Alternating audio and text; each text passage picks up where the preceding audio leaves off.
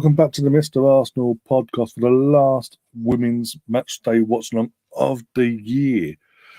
Arsenal are playing away to Zürich. They've already qualified for the next round in the quarterfinals of the Women's Champions League, but this is basically to secure top spot. We basically won the first 4 games, lost last week with circumstances that basically no chance of us ever getting back in to get at home to Lyon, and the referee didn't help things either, as per usual this season. And it led to other injuries, which I'm going to go off into during the stream. But we are playing away to FC Zürich women. Kickoff is literally minutes away now, a couple minutes away from kickoff. Because of the injury, another big injury, that's a season-ending career injury, whatever they call it. World Cup ending injury, you name it. And it's just weakened us even more. We were as weak as it was, and we've been weakened even more now.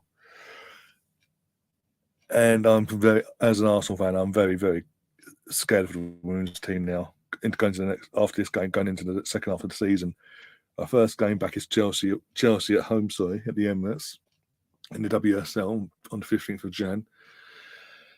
And I'm not looking forward to that one, because we've got no Bethany for the rest of the season. We've now got no Viv for the rest of the season. We don't know when Kim Little's coming back. Who else are we missing, everyone? it's endless. The injury list is not just.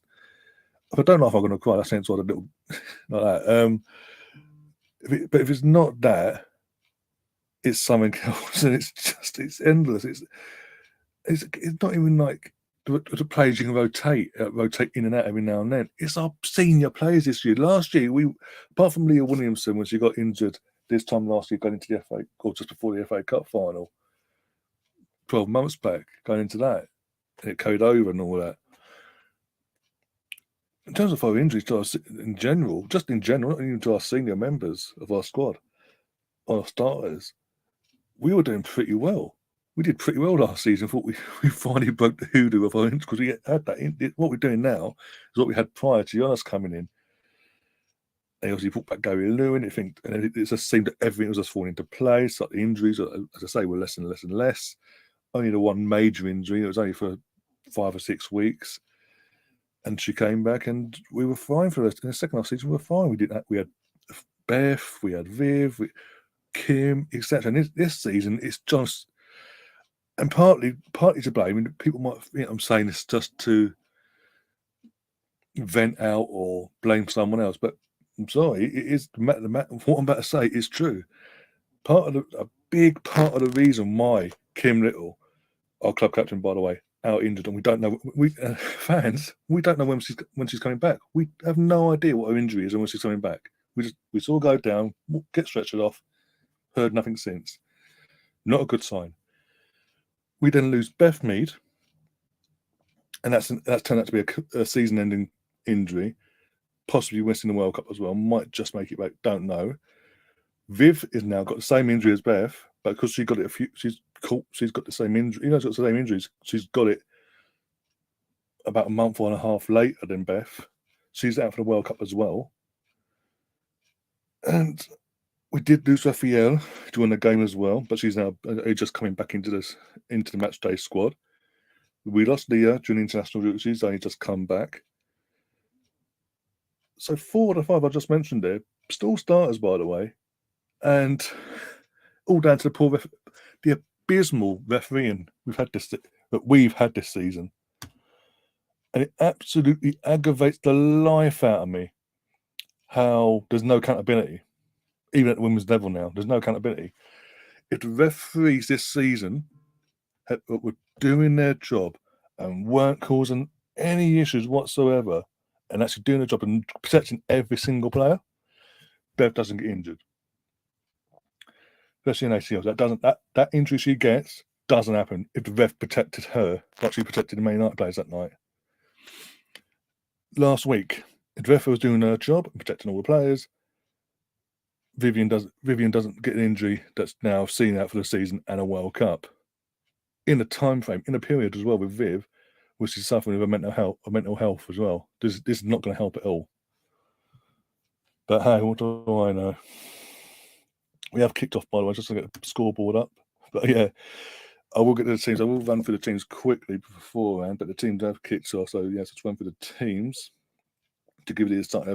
With this said injury to Vivian, obviously changes have been made, and the changes are, in terms of formation as well, going for a 4-3-3, and according to Sky anyway. Zinsberger in goal, Moritz, Ruben Moy, Raphael, and Steph Cately at the back four.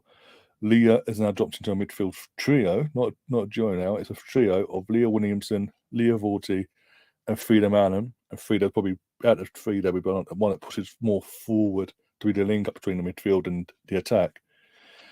Katie McKay down on the right, Stina Blackstenius, and Caitlin Ford on the left. And again, really, we should win tonight. I know we're away, it's Champions League. We've already qualified. I know we've already qualified, but to win the group,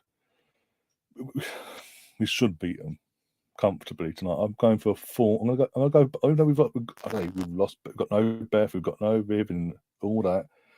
No Kim, and we are missing the. I mean, that's gone under the radar whilst I'm doing this scoreboard up. That is going under the radar massively. How much we are actually missing Kim in the midfield. Oh dear.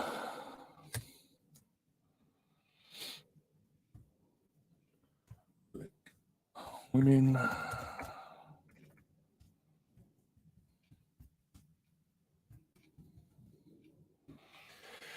Oh, it isn't an Arsenal watch, especially the season women. If I'm not venting out the officiating, because I say I'm going to keep saying it. If they've done if every official we've had was doing their job and protecting all the players, not selecting who to protect, this doesn't happen.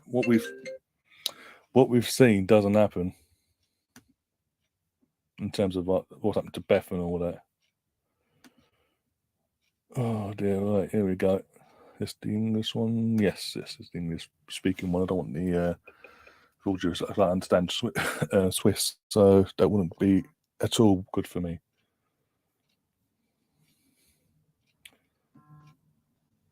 Oh, what's a fucking advert, though? This is annoying. Oh, piss off with all the bloody fuck off. Also, while wearing the black away kit as well, by the way, or black shirt, shorts, and the socks and all that jazz, basically. And we've almost had a chance opening stages in the Zürich get away one there. Hey, 3.5 minutes into the game. Yeah, I think we do win. Not only do we win this, like I said, I think we win this comfortably, at the very least 4-0. And I'll get into the chat quickly because I know a few of you are in already.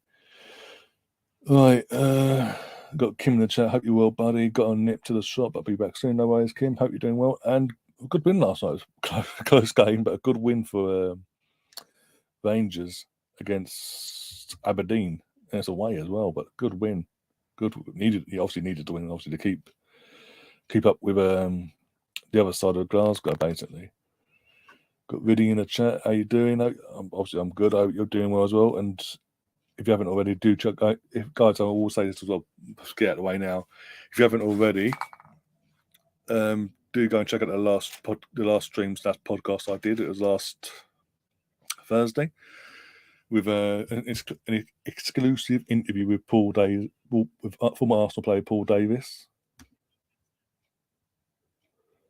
Oh, the keeper's got a bit of an injury, a bit of a knock here. But I did it last Thursday lunchtime. I did an exclusive interview live on the channel. Still, as you go and check, it's still there to go and watch. Or you can listen to it back on Spotify, Google Podcasts, Apple Podcasts, and all other podcast platforms. And do share it about either way, whatever way you do go about watching or listening to that back. Do go and share it about as well. But yeah. So I'm going to keep promoting that, obviously, because it's something new and unique to the channel that I haven't done before, and it's actually that's been really well received, actually, not just from the comments box in the last video, but obviously via social media as well. The amount of positive feedback I've got is unbelievable. And again, thank you guys for giving me that, because the nerves, you have no idea how nervous I was for that. The Crystal Maze of all things told.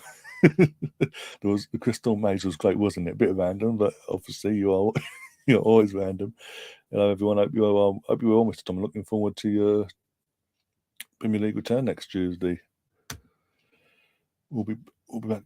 We'll be okay without these shoes. We've got ESR back. We've got Saka, Martinelli, except Shield, but Justin. I'm not. Again, my rant there was about the officiating of the women. I haven't even got into the men's side. Jesus is injured, and we've got a bit of an update since we last did a stream, by the way, on Jesus, and it seems that he'll be back around the second to third week of either second weekend or the third weekend. I need to double check it actually before I actually confirm it's about the second or third weekend of the month of February. So he's going to be out for as long as people expected. What chance here? Fucking Zürich are living on the edge here. They're not really defending that well. Have a ball in. Keepers fluffing all over the place, and Zürich are just about surviving. There's only 7 minutes in it, only just surviving. It's still 0-0, but it's just about keep holding on. Again, this shouldn't be a struggle for us. I mean, it's a straight shoot. And in the other game in the group, we all keep an eye out for the other game in the group, Lyon versus Juventus, because it's basically winner takes all for that one. If Juventus win, they qualify. If Lyon win or draw, they qualify for second. As long as we do our job, obviously.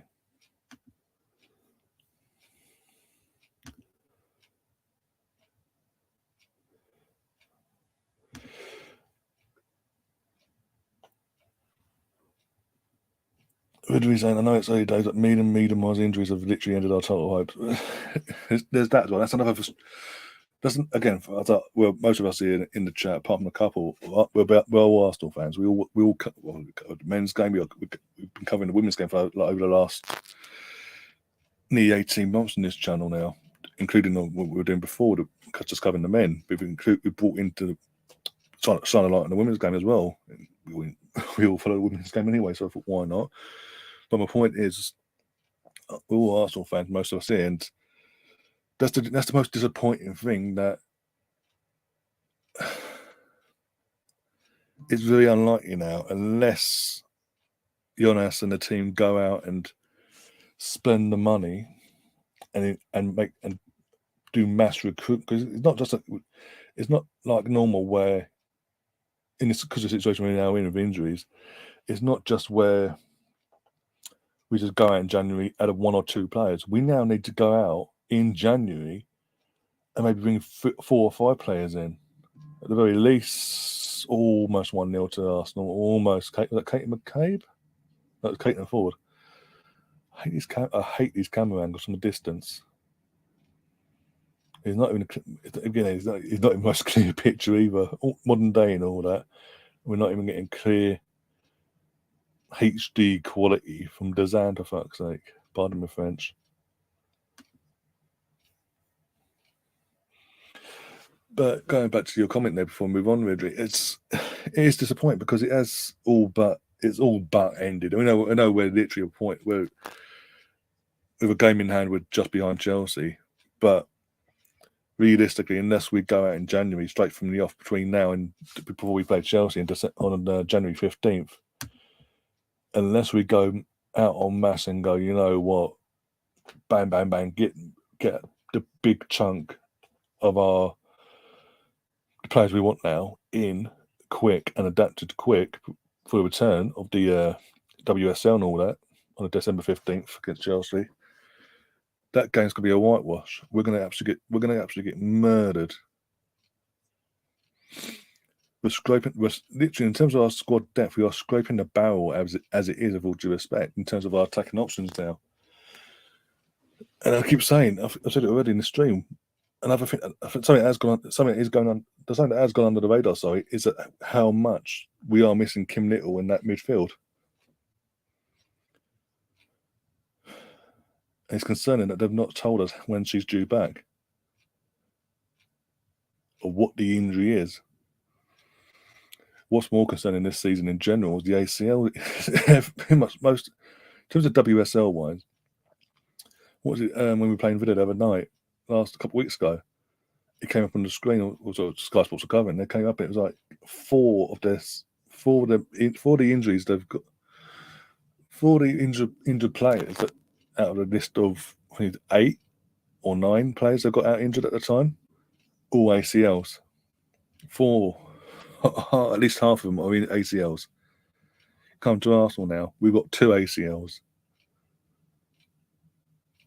It's not good. It's not good, and that's something that's got to be looked into. Why suddenly is the ACL injury itself featuring so heavily in the women's game suddenly at the highest levels as well?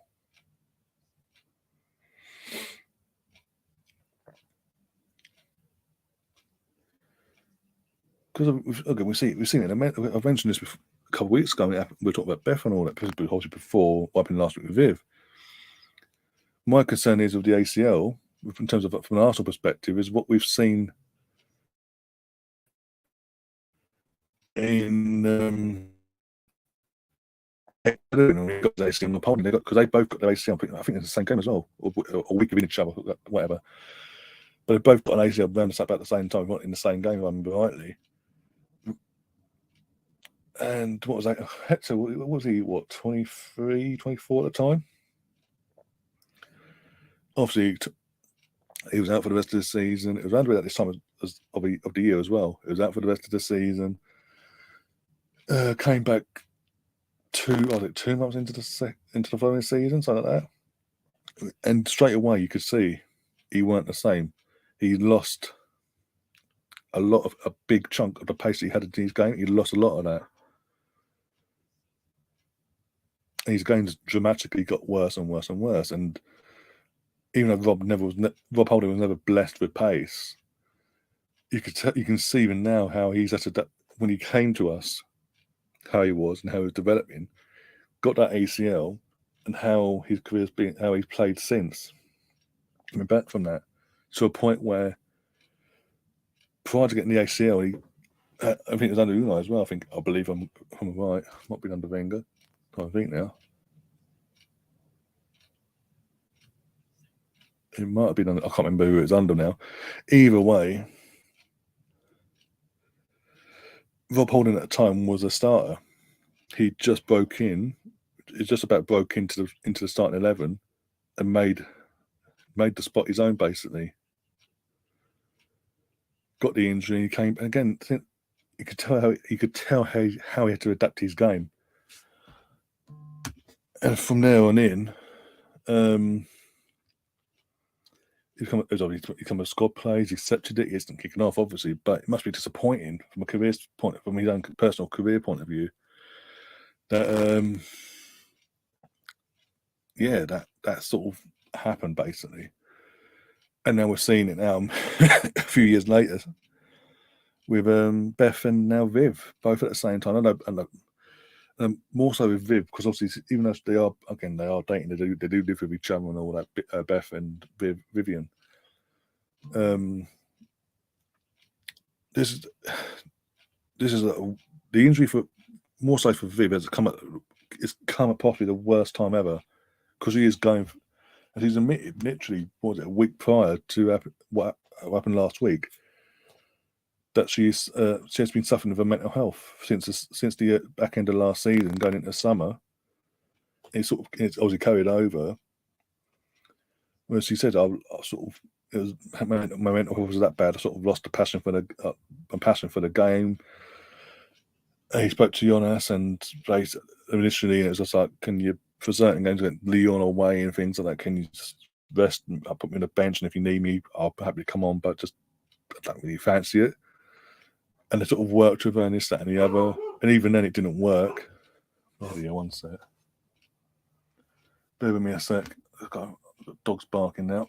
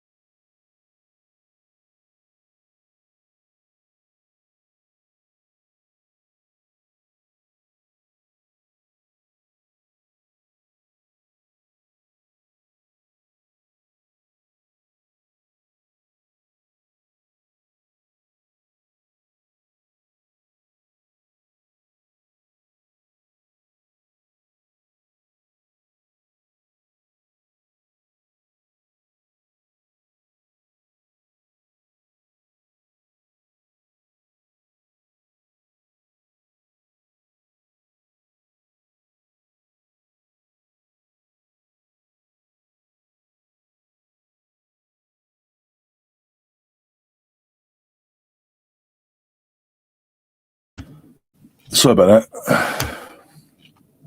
Not who scored? Have we scored? We've got a free kick or pen? Should be a free kick. Yeah, it's free kick. See, I'm missing everything now. But yeah. The injury for has come at the worst time. Pick up Chris as well. I don't keep on my friend. But yeah, it's come at the worst time from that perspective as well. So obviously not just obviously Beth, but the team, the club, etc. They all get to put their arm around and help support her even more so now.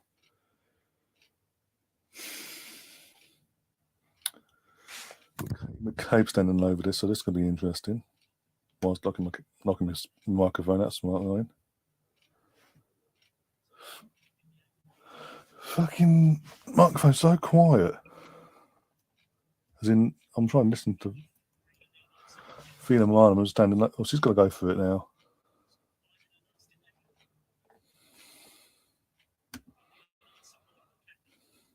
Oh, get in! What a free kick! Well done, Manham, Fina Manham. What a season she is having. Since obviously Kim Little's got her injuries, Fina's becoming even more of a starter. Obviously with Kim being injured, and she's taking the advantage. She's actually going, you know what? I fancy myself here. I'm going to go and grab the ball by the scruff of the neck and grab the ball by the horns, respectively, and take our chance and try and make a fight of basically giving Jonas the headache of when you've got a fully fit squad of does she start or is she back to being a bench warmer basically.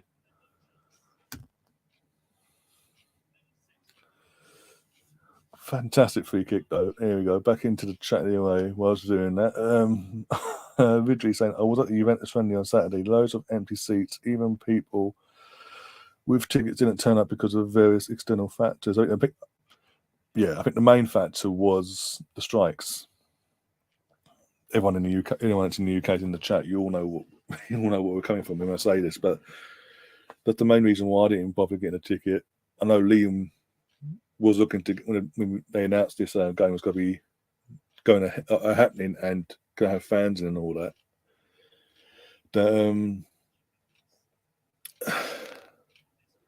The reason he then decided not to get a ticket was because of the strikes, and if between when they announced it and the game happening, if the game had been if the strikes had been called or everything had been dealt with from the public service side of things in terms of strikes being called off and this, that, and the other, he would have gone. I probably would have gone as well. Again, a lot more people would have gone, but I think because not everyone can drive and it's again time of year as well, it's like what's more important? Going to a friendly, with all due respect, it's at home, but going to a friendly, and literally paying through the nose to get from one side of London to the other, basically one way or the other, or holding back that money for something else. And again, you got cost of living. Again, that's another external that's come into it as internal thing that you mentioned that comes into that. There is the cost of living crisis as well. For most people, again, for a friendly. I mean, the price for me, price is ridiculous anyway. You look at the prices for the game on Saturday. It's a friendly, and they're charging 30 quid and things like that. It's like it's a friendly, and that's the Emirates, and that's Arsenal event. But it's a friendly. Main thing is it's a friendly. They didn't bring their full squad over, and we didn't have our we didn't have a full strength squad with at our disposal in terms of Saka, Martinelli, Ramsdale was in goal. But like Saka, Martinelli, I'm trying to think now, there's someone else we're missing. But we didn't have a full available squad to pick from basically, and still players coming back from the World Cup or just got back. They could have charged about £5 or £6 for kids and 10 out to 15 for the adults, or done little deals in there, like family package deals and things like that. With the sort of what's going on, the internal, external crisis that's going on in the UK, but they're deciding not to. What even rubs people up even more, again, with including touching on the cost of living, was all three friendlies we've done, be it the Dubai Cups games or the Juventus game, Arsenal looking to charge you for it. I was lucky enough. The only reason I obviously watched both the Dubai games because I had reward points, and they're allowing any members of reward points to redeem a voucher code that would allow us to watch both games. So that's the only reason why I watched the game and watched both games and covered one of them with yourselves.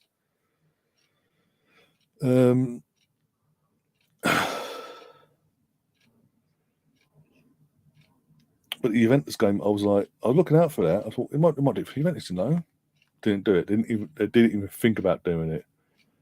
You're like, okay. Again, things like that with the club, with the owners, because it's the owners that give the go ahead on things like this. We don't much suggest it, but he's got to get the all clear from the club, from the owner's side. Oh, what a goal! Who was that? Caton Ford with the back heel.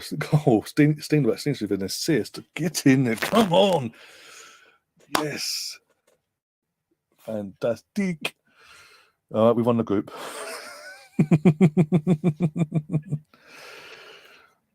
Tom in the chat. What's a bigger comeback? France in normal time or Rob holding his hairline? Jesus Christ. I'll get back to you on that one. No, I'll let the chat decide, actually. What was a better comeback? Oh dear. I mean, technically, you got to say Rob Holding's hairline.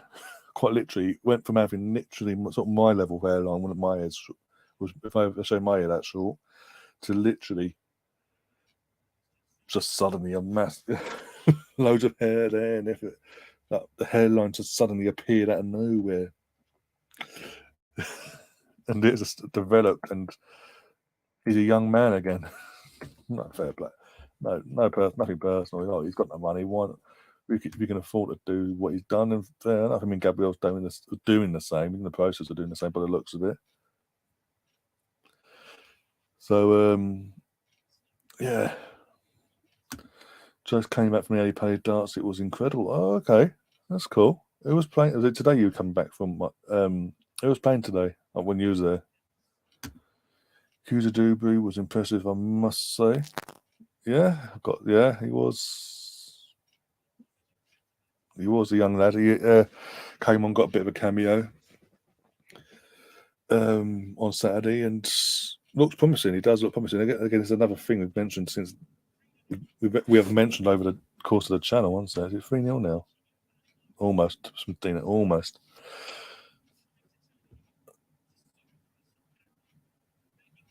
Steen actually did. She actually stayed on side, Stina. She actually stayed on side for once. Woohoo! Oh dear, you gotta laugh. No, as I was saying, yeah, we have met. As you guys, most regulars, you guys know, whenever the topic of the academy comes up, the youngsters coming through, the main praise has to go to, rightly so, Per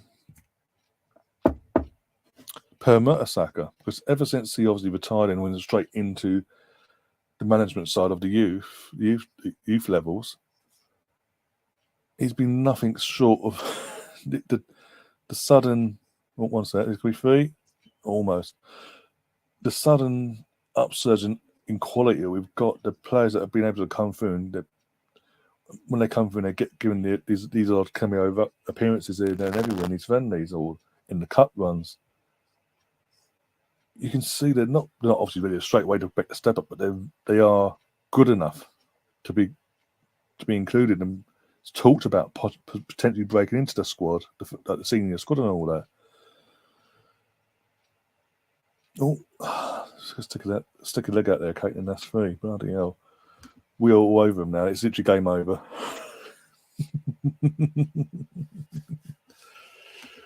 Yeah, I think Tom's agreeing with me about Rob Holding being the better comeback than the 10-minute comeback from France on Sunday. Rob Holding having no hair and suddenly having a like Conte was as big. When did they put that there, vibes? When the KFC pops out of nowhere. Oh dear.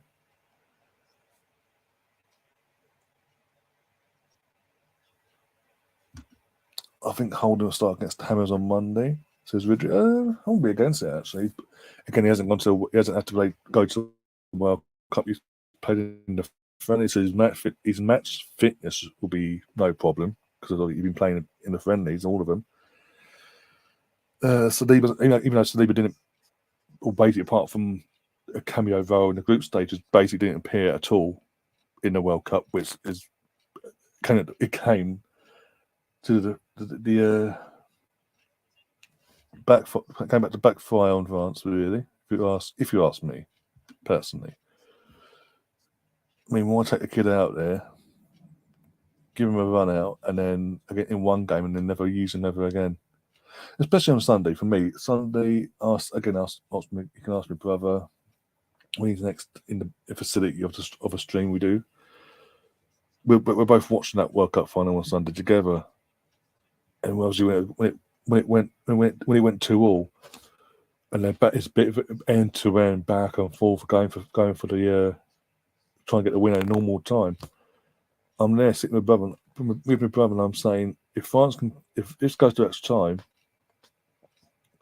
if France can't win this, or they manage to hold on, but this doesn't go extra time. I mean, it does go extra time. Sorry. What's that? Free kick again. Almost free, and almost a replica of the first goal from Free, man. Bloody hell. She is on one this season. Fair play to her as well. She has been fantastic this season so far, touchwood. She'll be the next one to go now on the injury table. I was saying that obviously if they go to extra time, France need to bring Saliba on to solidify, helps, even though he's young and all that, and it's World Cup, it's different to what we see what the club level is and all that potentially.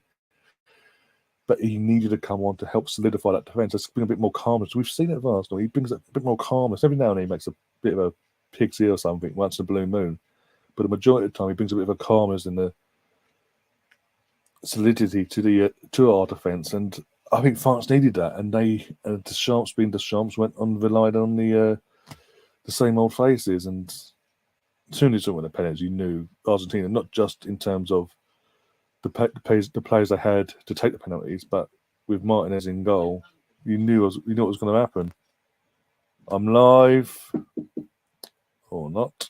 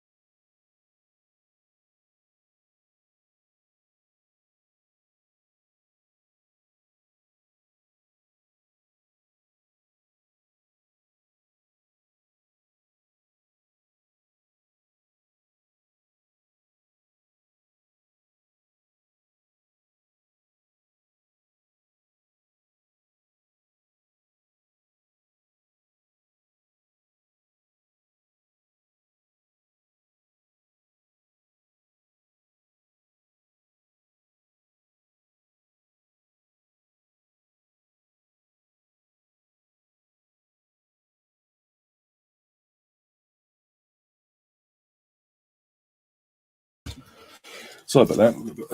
Prophet has come up to him with a delivery. Yay. Arsenal related, of course. Look at that in a sec. Make sure that's all good. But as I was saying, yes, they need, because he went. So as I was saying, because the Champs went for the safe bet and trying to rely on the old guard, it backfired. Oh, we're going. It's going to be free. Is it going to be free? Get in there! Come on! It's free. She's on a hat trick. Frida Manor is on a hat trick as we speak.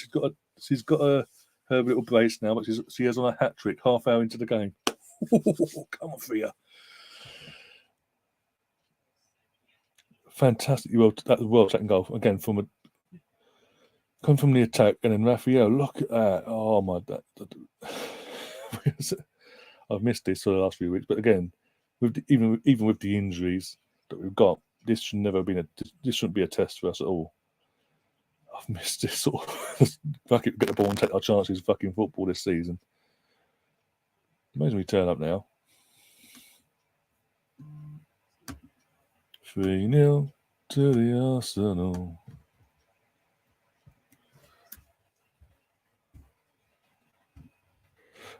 It's like we won the group, guys.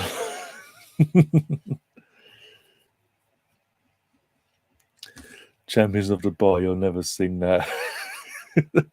Well, actually, someone mentioned, I saw quite a few tweets went around of Arsenal did the treble of friendly tournaments. Basically, won the friendly tournament in the States in the summer. We won the Emirates Cup in the summer, even though it was one game, but still, we still won it.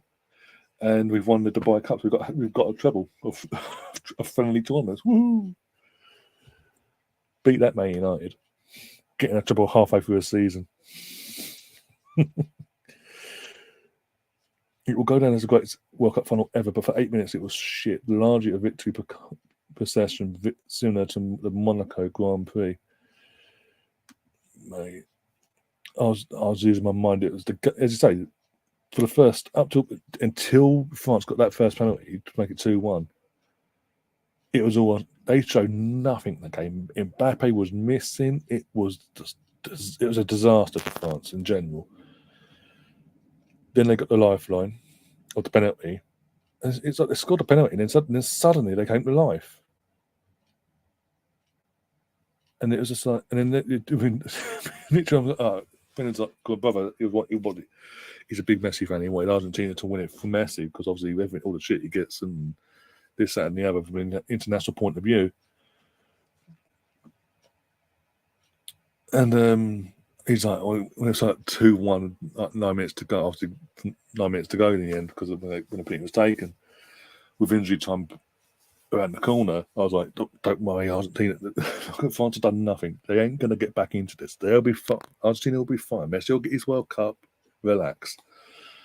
The second I said, the second the word relax came out of my mouth, 2-2. Mbappe, I was like, oh, okay, I'm shutting up now. Because I just get pissed off on the other ones. But it's just, as I say, it's the people want to, as you say, people just gone, it's the greatest World Cup final. We have a 3-3 and penalties. For 80 minutes, for 80 minutes in regulation time, in normal time, it was the worst final, the most one-sided final in World Cup history. It pretty much summed up that World Cup, the quality, in terms of the quality and just in the general about it, basically. If someone won, it's so dominant and basically one-sided. In general, basically the quality was poor. What I'm trying to say. Then suddenly, obviously, Mbappe and France decided to stand up for the last 10 minutes and take it to extra time.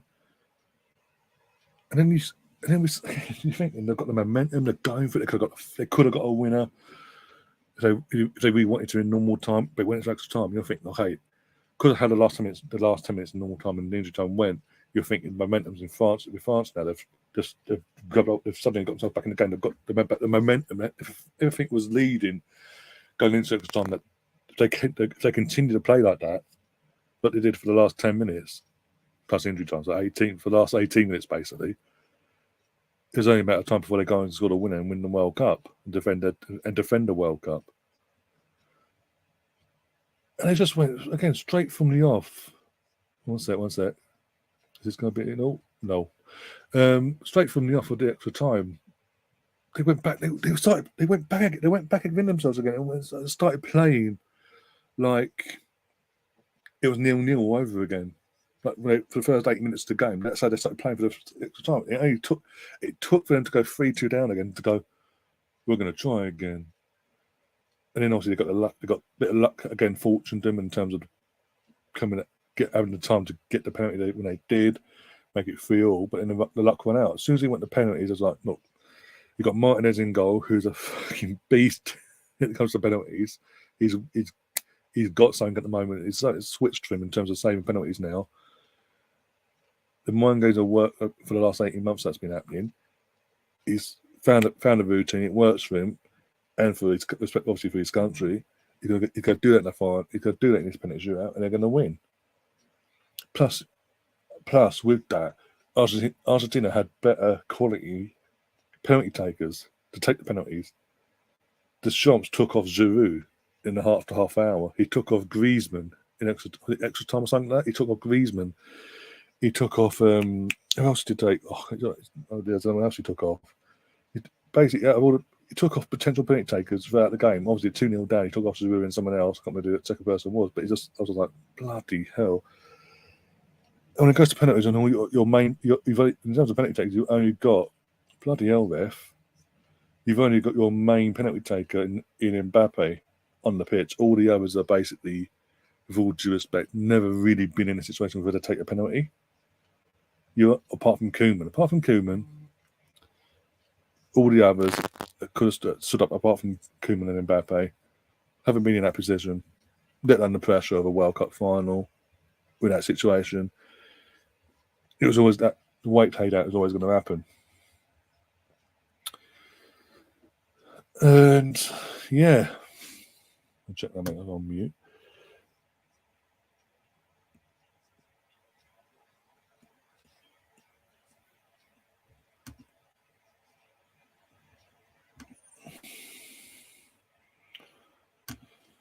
The 80 minutes was not as bad as England versus USA, though. No, it wasn't that bad. But obviously, from a neutral perspective, when I was talking to my brother about this on Sunday whilst we were watching the game, I'm like, up to that point when they scored, I was like,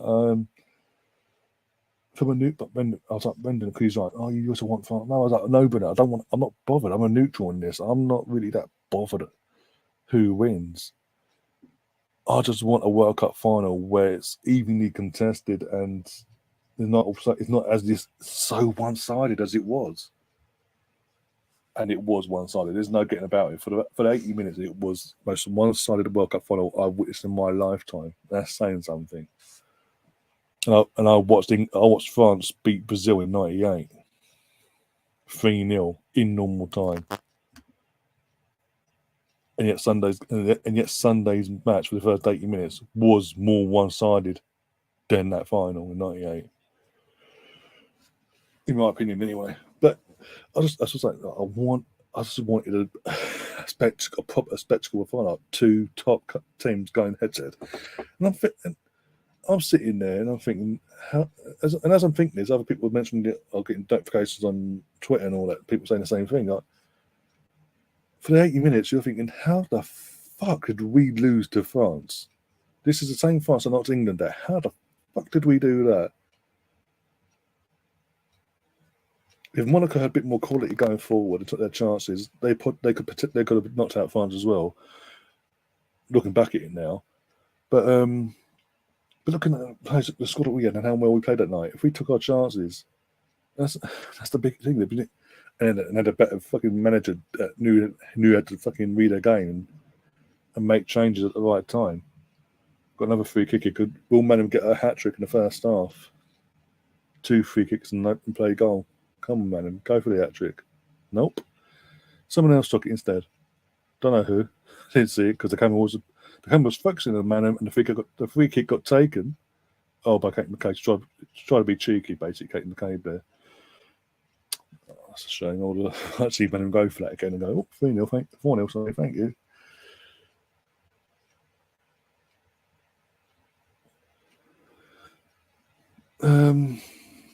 But yeah, it is what it is, and that side of things. It's over now. The World Cup was over. Congratulations, Argentina. Obviously, Messi. There's no dispute now. He's won a World Cup for fuck's sake. You can't dispute it. He is. And especially if you look at the World Cup for Argentina, even when they lost to Saudi Arabia, for the first half, he turned up, scored obviously goals that was offside as well, but he did turn up for his country throughout the World Cup. Look at the stats. A goal in every round. He scored a goal in every round, basically, all the way through to the end. Most assists as well. he lost out to the Golden Big Ball 1 goal to Mbappe because Mbappe scored a hat trick himself to Messi's brace. But yeah, it's just you've got to say over the course of it, conspiracy theories aside and all that for a second, that they did deserve the Messi in general. Messi alone deserved to get the plaudits he's got and get that World Cup winners medal, along with Aguero, who, by the way, was on. I've got to say, it was a nice touch from Argentina, obviously with Aguero. For anyone that hasn't heard yet, because everyone knows that Aguero was there, so the team afterwards and all that, and then the medal round, you're all thinking, well, he's not in the pot. He's retired. How's he done that? Turns out he was put on the coaching setup. He was part of the coaching setup, basically. He was basically he was put on registered as part of the coaching team. So in case they did win it, he'd get his winner's medal, basically, which he obviously has done. So in that sense, again, he's another player career-wise. You've got to say he deserves, from an international point of view, to win something for his country. He's now done that from the coaching perspective. But it is what it is. But as I say, the World Cup's over now. We've got what? We are on Wednesday, aren't we? We're Wednesday today, so Thursday, Friday, Saturday, Sunday, Monday. Yeah, 5 days away from proper football coming back properly. Not these friendly bullshit either. Proper football. By the way, guys, we'll be going live tomorrow night for the Man City Liverpool League Cup match. By the way, we'll be going live for that as a neutral watch long. Have a bit. Liverpool hopefully get battered against City. Haaland turns up, goes, "Hi, missed me." No.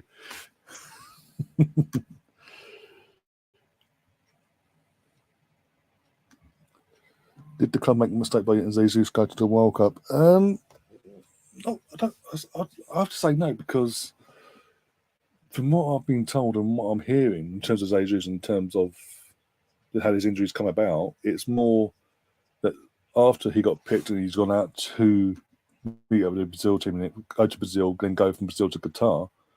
Because you got to remember, he did play as a sub against Serbia and Switzerland. He did come on. It didn't seem to be a problem, and I think. And from again, what I mentioned it before at the time, but from what I've heard, he was fine up till the day before the game against Cameroon, the last game of their group. It was Cameroon, yeah. When he was obviously he'd go on to start, but the day before he felt a bit of a twinge in his knee. The medical team looked at it. And he went to the manager and told him this, and he said, I'm not sure if I should. I want to start me, but I'm not sure I should." And Tite, still knowing he had the pain, knowing the medical staff had looked at it and also agreed with what Jesus was saying, that if anything, he should sit this game out against Cameroon. They'd already qualified and won the group, and because of their superior goal difference. Yeah, so there was no need to risk him. He decided to go, "I'm not going to listen to no one. I know what's best. I'm playing you, Gabriel. You best pull your finger out. Was this going to be 4 before half time? Stina 4-0. Come on." And she's onside as well. Yay. Everything's going right tonight. Stina staying onside all the time. She's getting involved. She's got an assist. She's now got a goal. We're winning the group. Get in there.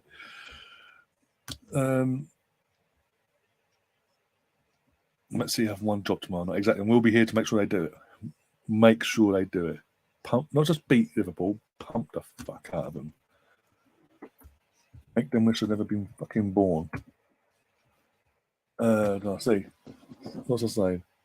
So yeah, in terms of the Brazil manager, former Brazil manager now, Tite, he was like, no, you're starting like it or not. And then from that, we all know what happened. And then add him then starting and playing for as long as he did, by the way. Knowing he had this injury either way. It's like twins in his leg. He not only started him, he played him for a good hour plus, I remember rightly. 65 minutes, maybe more. Might be more, actually, I can't remember now. Either way, he played him for a long time. Majority of that game he basically played. And the people wonder why he got the injury. It went from being a slight bit of a twinge to an actual legitimate injury, which literally made him then have to fly back the next day to London to meet the medical team of Arsenal, and then find out he's got to have surgery on his knee. So you can't blame. For me, you can't blame Arsenal. You can't blame Arteta because he was perfectly fine in that respect. There's room. I know there's been rumours going about it. He might have had a bit of a knee problem before him, but if you think about it, that can't be the case because he literally was obviously playing for us against Wolves. Then from there, after that game, went to from England to Brazil to meet with the Brazil team before they went to Qatar for the training camp and all that. And he played. He actually genuinely played. He played like the last 20 minutes, 15, 20 minutes of the first game, same in the second game. So for the first two games, it clearly wasn't an issue. He didn't look like anything was playing up or nothing either, how he was playing. It's only that third game where something wasn't right. And I'm watching it and I think there's something's not right because obviously I didn't know until the next day until I was told and all that as things were developing overnight about the potential injury and all that. But I'm getting information from other people, like reliable people, by the way, if anyone says anything. But watching that game, I'm thinking, Jesus is starting. You know what he's capable of. Why is no one passing in the ball? There's like the Brazil players that were. Looking back now, obvious now, but it was like they're deliberately trying to avoid giving him the ball in case someone takes him out and makes him even worse. But either way, they've avoided giving him the ball, but he's still got an injury, which meant he had to have surgery, which has now led him to be out until the second or third. I think it's the second week or the third week of February. I need to double check that actually while I'm on here now.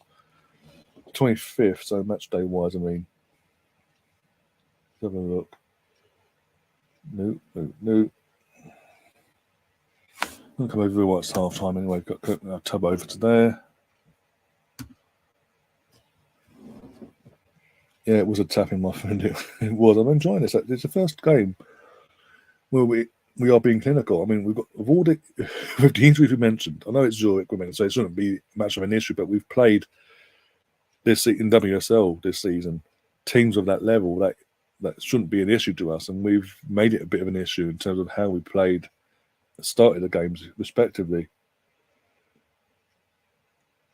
Ironically, we lose our best players, and three of our best players are out injured currently, and we're like, no problem, boom, 4-0, half time, taking our chances, and for once, so the first time, guys, you guys haven't mentioned it either in the chat, or haven't realised, but this is the first women's watch-along stream this season, Arsenal-wise, where Stina Blackstenius is starting, and I haven't baited her out once. I haven't had a complaint about her once tonight. She's staying on side, consistently staying on side. She's got an assist. I think it was the first goal. Was it the first? No, I think the second goal. Sorry, the second goal. She got the assist for Caitlin Ford's goal, and she scored a goal herself at the end there. Only 4-0. You understand? So yeah, as I'm saying, let's have a look.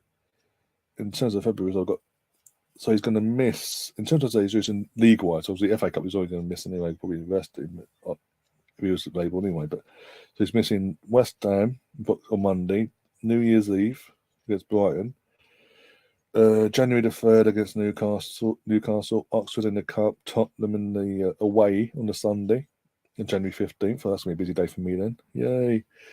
WSL London Derby and North London Derby. What can go wrong? January 22nd, we've got the Man United.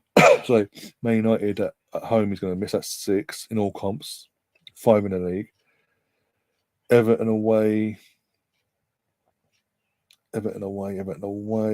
Brentford, Man City at home, Villa away.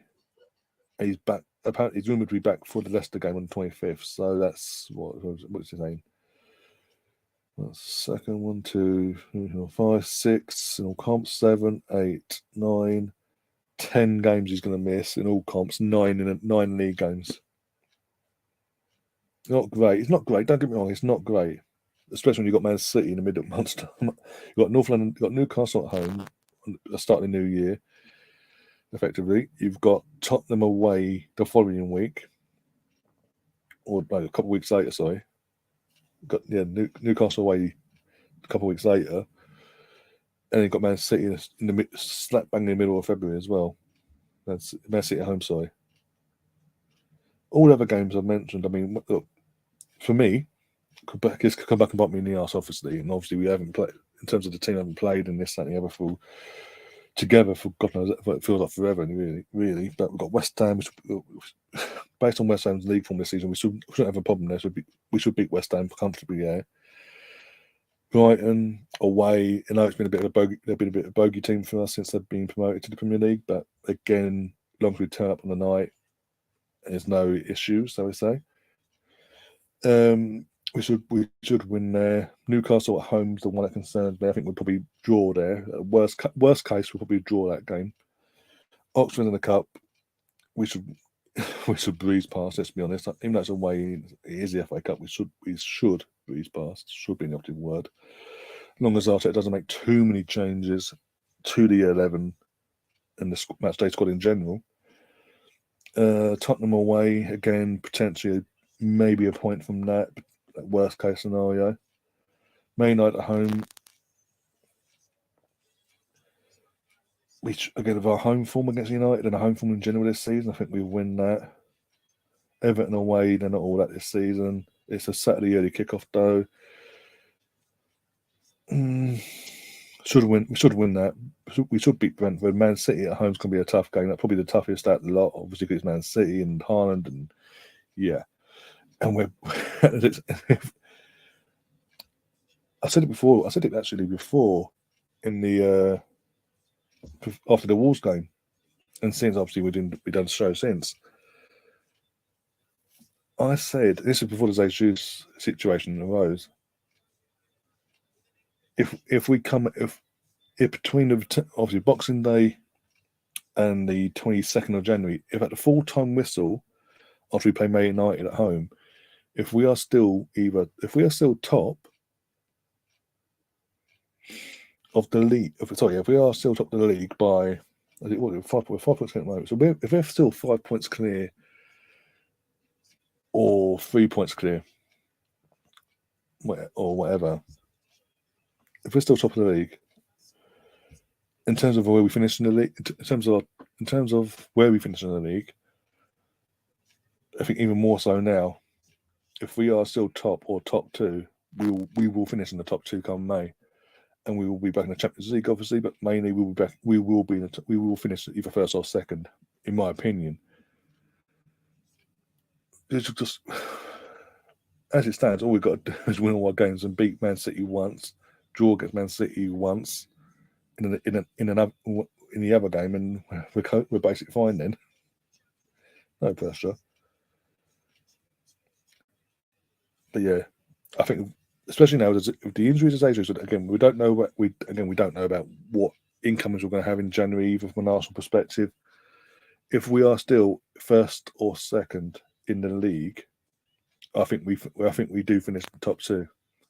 If we're top, come full-time whistle against Man United, we are definitely top 2, and I don't care what anyone says. I'll quite happily put it out there and say we will be a top 2 club coming into May in the league.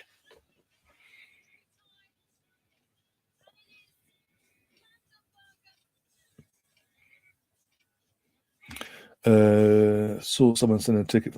Fucking, it's a piss take. Newcastle have been on fire up to the World Cup. I'm sure they will be just fine, says Kim. I hope it will be. And also, again, with the World Cup disruption to not just Newcastle in general, we don't know how they're going to come back, how we're going to come back. Obviously, we hope. Obviously, we're hoping we come back and we continue as we meant to go on from before the World Cup got underway. Pardon me.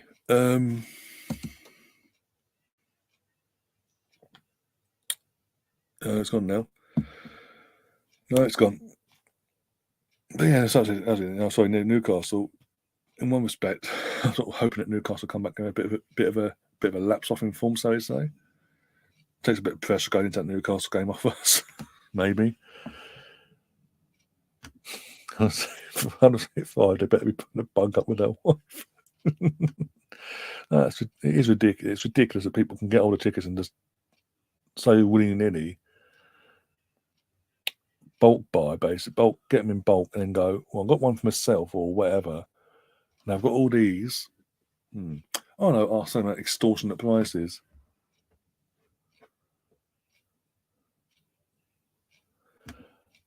See, there was no need to fret about a couple of players out. We're winning 4-0. Yeah, we are. In terms of this game, again, I wasn't concerned at all about the result, about us getting the result tonight, because realistically, we should be winning this game with or without. Obviously, we're having to do it without Beth, Vivian, and Kim. We should be winning this game comfortably, with all due respect. And I think what's helped tonight is not only of the quality of opposition tonight so far, but the fact we've already qualified last week takes a bit of pressure off the team as well. They know they've qualified. It's just a matter of get the result and win the group, basically. Which, with all due respect, if you look back over the course of this group stage, these group stages for us, we totally deserve to be winning this group. We beat the European. I know we lost last week to them. That's more so down to losing Viv, and the momentum got taken out of us completely with what happened, and the goal that was scored was offside anyway, and no one fucking noticed it apparently. And then the officials went. The official on the line, I was like, "Oh, there's a goal." Oh, I didn't see it, so oh well, it's definitely a goal. Oh well, it's.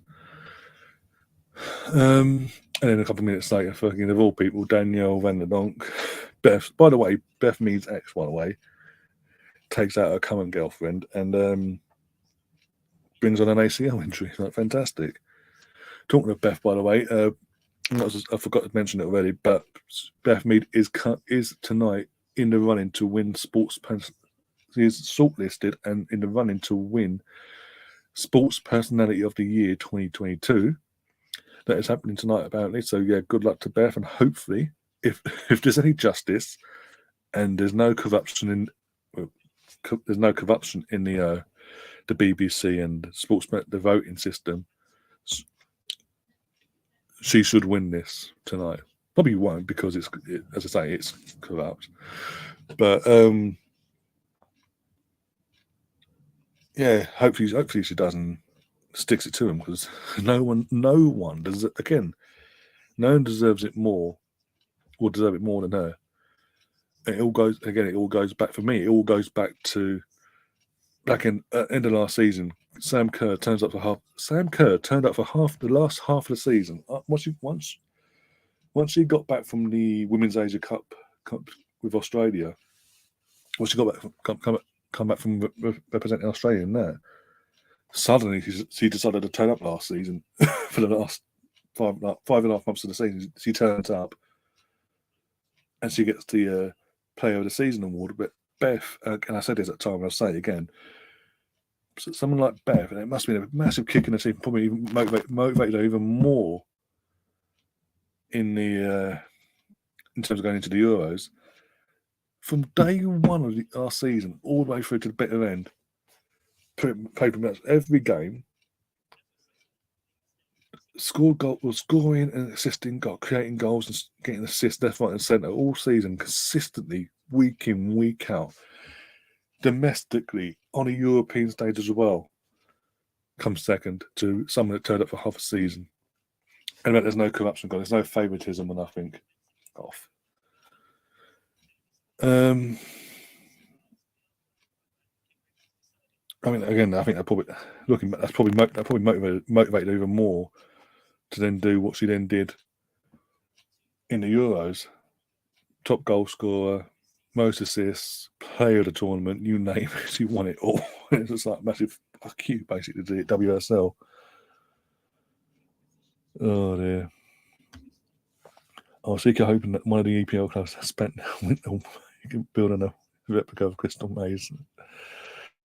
Original Crystal Maze, not this reboot they've done with Richard. I can't remember his surname, but yeah, not the reboot they did. The original Crystal Maze. If you're old enough to know, you know. If we don't win the title, the media will package it as we bottle it out. They will, but from our perspective, from an Arsenal fan, we all know that's not the case. There's there'll be a lot to take in consideration. We was only top of the league for the first 6 games, and then obviously United beating us and Chelsea having played a game more overtook us because of that. And since then, we've got injuries to the core spine of our squad. Initially, it was Raphael and Leah, and then as they're coming back, it was them two, and then Kim a couple of weeks later. And as the first two are coming back, in terms of Leah and Raphael coming back, as they're coming back, Beth Mead gets an ACL. Now we've lost Vivian, who's been in the form of her life this season, by the way. Even with all everything that's going on her personal life, in terms of her mental health and all that, form of her life, better form than she was this time last year. Gets an injured ACL, out for the season, misses a World Cup. No corruption in the BBC, that would be the day. No, it was Richard O'Brien. I'm talking about the reboot they've done recently with the guy who used to be in the IT crowd hosting it nowadays. Not a fan of it. I prefer as you say, the original childhood Crystal Maze, as we all know.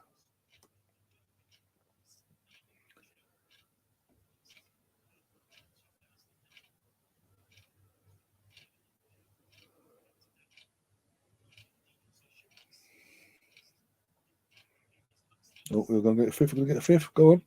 Unlucky. Second half is underway. About 2 minutes into the second half, by the way. Apologise on that, sooner, but yeah.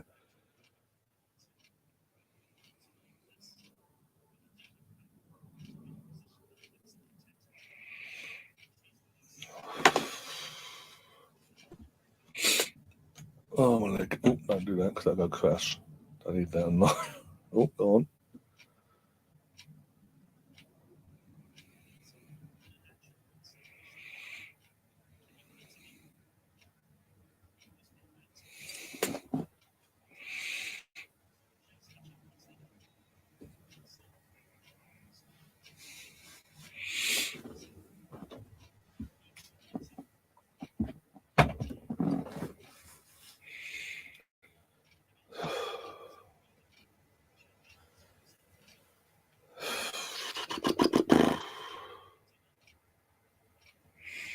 Have a look at the emails. I'll do this.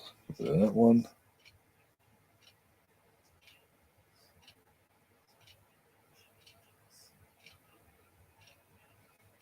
By the way, Emerson drivers are fucking idiots, by the way. The reason I say that was basically, yeah. When this is just obviously this is a survive. What's that? When it survived, my brother brought it up to me a while ago in the packaging and all that, just down there. Tells me now we've got because Christmas got decorations up and all that. We've got a decoration on our door, which means it's a decoration where it covers over the letterbox, basically. Where anyone that has a post or whatever has to knock on the door because you can't. Dopey bollocks went Decoration. It's covered in a letterbox. Don't mind me. Try jamming it in through the door. So I need to check that out, actually. Make sure they haven't, I finish this stream, make sure they haven't fucked that up. So I'll be getting hold of HQ and giving them a few choice words, basically. But yeah, try forcing it through the... And then once he did that, try forcing it through the door. And as you can see, wasn't the smartest idea, because on the other side, because it's a loop, it's kind of like over the on both sides of the door, so it covered both sides. So yeah, that could have backfired quite brutally, because I'd have gone down and kicked the living shit out of the prick.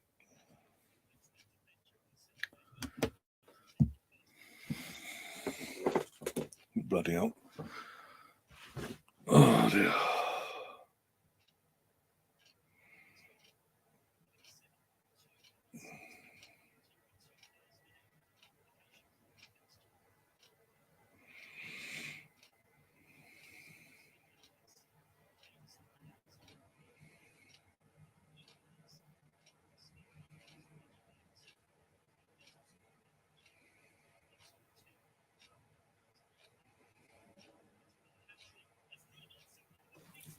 Hat trick. Is it a hat trick for me? Just missed that. Yes, get in there, man. Open play as well. So I've got a free kick, open play, another open play. What a goal. Get in there. Massive cock up from the Zürich defence, and just allowed her just... Leo's got the ball, thank you very much, passed it to Madam. She's got the ball and control, open up the body, bang, near top corner, near post. Oh, I think she's our top goal scorer actually now. Yeah, it is what it is. As I said earlier, she's grabbing the opportunity by the horns and going, you know what, I'm going to make you fucking question if you should drop me or not when got a fully fit squad on back.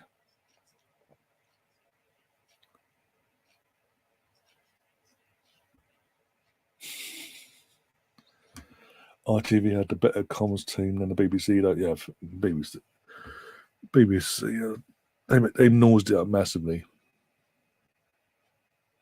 Massively nosed it up. Imagine having to listen to Genius and Murphy instead of McCoist. Yeah. So that's the first World Cup final match where all three goals crossed the line. And of course, there's a legend, he's hilarious. Plus, Richard O'Brien was the best ringmaster of Crystal Maids. Yep. McCoist supports England, but only in cricket. Oh, you got to laugh. If you don't laugh, you'll cry.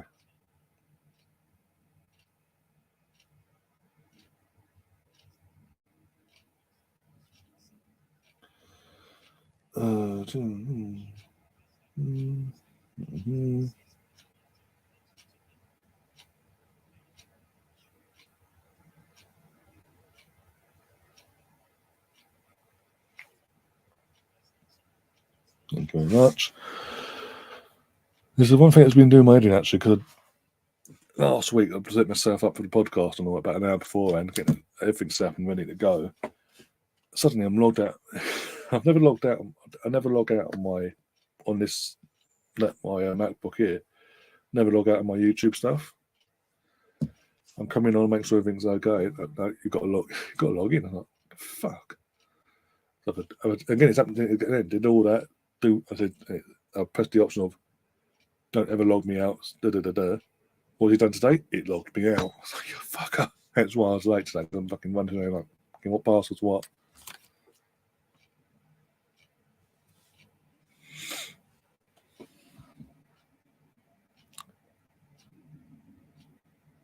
We're going to get a sick phone. I said, what did I say? 3 or 4 nil, didn't I say? I think it's going to be the way we're playing, the way we're going. It's just going to be ridiculous in terms of score. I think we're going to be double figures the way we've been going. And it's 6. As I say, there it's 6. Was that Steele with a goal? Fuck it. What is going on? She's not off. She's never offside tonight. She's got an assist. She's got 2 goals. That was an absolute belter of a goal. Probably her best goal in Arsenal colours since she's arrived 11 months ago. What is going on? I know it's fucking Zurich, but Jesus Christ. Come on. Now, Stina's on a hat trick. This will be interesting. If she gets a hat trick now, along with Madden, who's getting the match ball? Oh, what a way to end the year with the women's team. Going into their little winter break now. A nice, convincing, comfortable win. 6.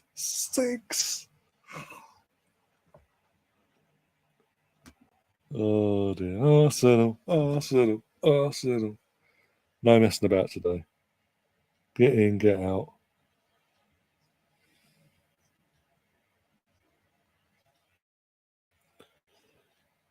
Oh dear. Gotta laugh. You don't laugh, you cry.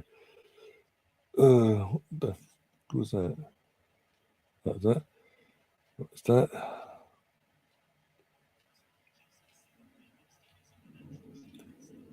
Is we 7? Corner. Now.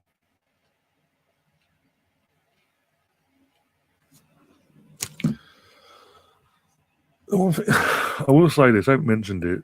I'm trying to be positive and all that and not dig at your ass actually, but I am disappointed with with everything that's been with the injuries of Viv and all that. I genuinely thought tonight would be a good night as well. I know it's the last game of the year, but I thought it'd be a good night to bring back Uefa into the starting 11 against Zurich, not only get some minutes under her belt, but get her confidence back up, and possibly get a goal or two herself, like starter and all that. But yet again, no starting, and that's got to be so frustrating for her because. Got no Beth, got no Viv now. The one person that was keeping her out because obviously her now being put in that role. She's out for the season, and first opportunity you get to think you're going to get a chance to show your work, get your fitness back, and show your worth again. And Giannis is just like, no, I'm going to do this instead.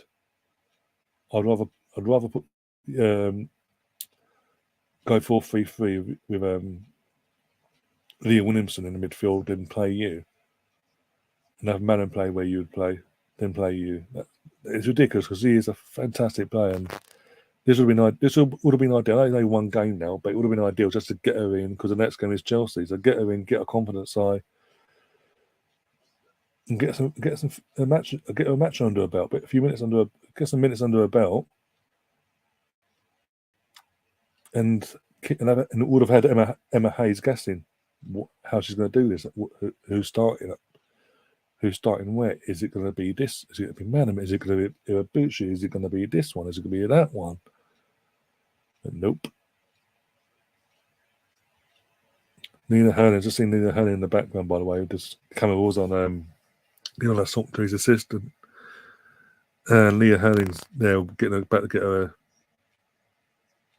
a jacket and all that off, a tracksuit and all that off, and get ready to come on by the looks of it.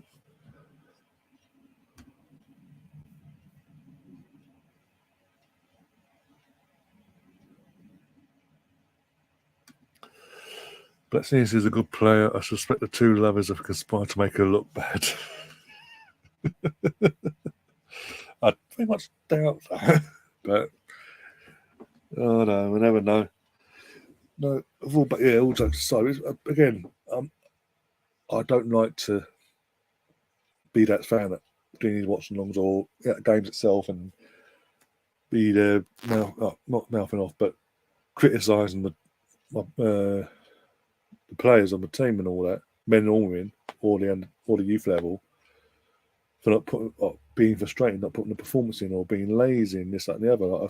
And all the criticism I've labelled at Stina so far this season is, with all due respect, been justified in one sense. In terms of criticism, it's been justified because she's just not been at the races. It's sort of not clicked. But tonight, I can't fault her. It's I like it's refreshing to do this sort of watch along, and I'm not having to be that person basically, and be super critical of anyone.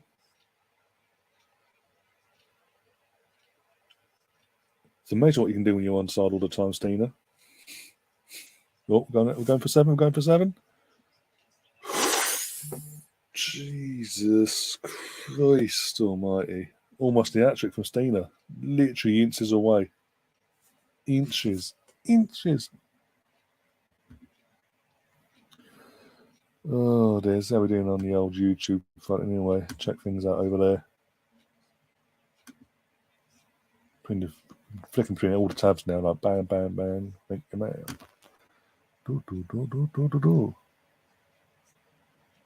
Considering it's been shown on YouTube, not too bad.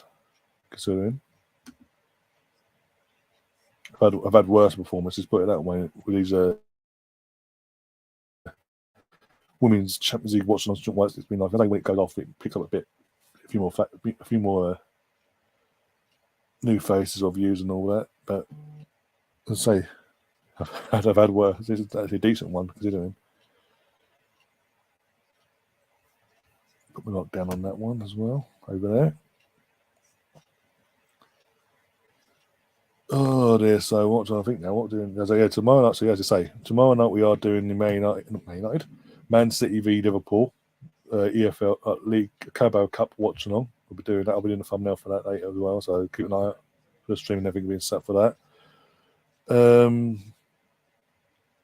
I'm doing that tomorrow. That's Thursday. It's Friday. I don't know actually.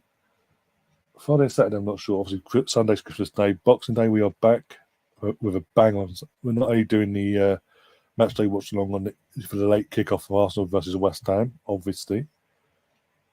One sec. But we will also be doing not only that, but straight after that, effectively, we'll be doing the match of the day watch along as well. Bringing that back after again, it feels like forever since we've done any Arsenal men's content up. Competitive content or match of the day stuff. It feels like fucking forever. It feels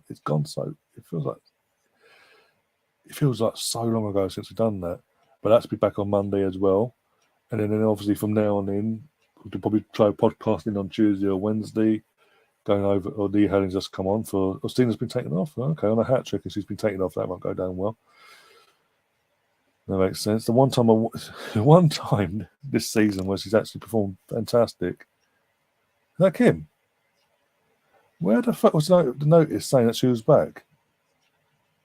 Or Jordan Nobbs is going off. But Kim Little's on the.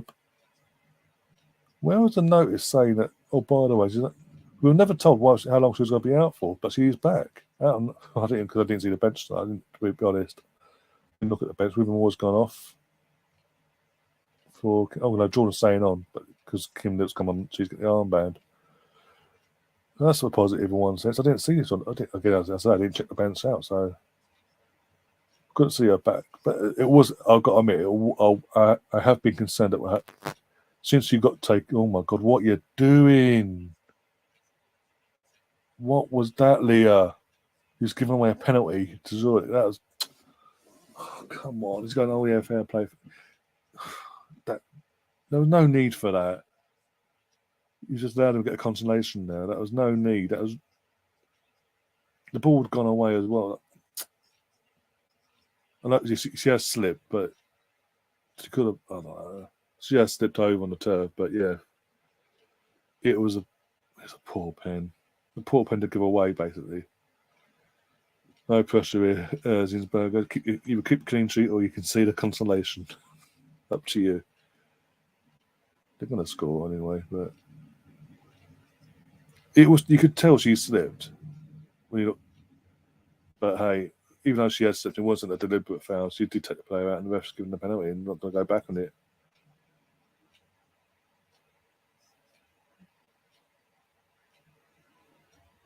Unlucky. Zinsberger goes the right way, and it's going off. I mean, the players didn't know what to do, celebrate or not, and then suddenly they celebrate because there's a bit of hesitation about taking the penalty, and then it's like stop, no, okay, go, and then the penalty was taken, scored. I mean, Zinsberger went the right way. But then it's been a bit of a kick-off. From Zinsberg running towards the referee about something. I don't know what. No idea.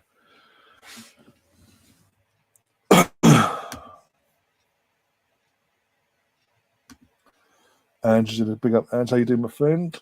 Keeping well. I'm sure you only just come in, but yeah, look, they are looking very good. Kim, as I was saying, before the penalty was given away, it's good to see Kim's back. I've been saying it for a while now. I've been very concerned about the fact that when she got injured, there was like radio silent in terms of what the injury was and how long she was out for.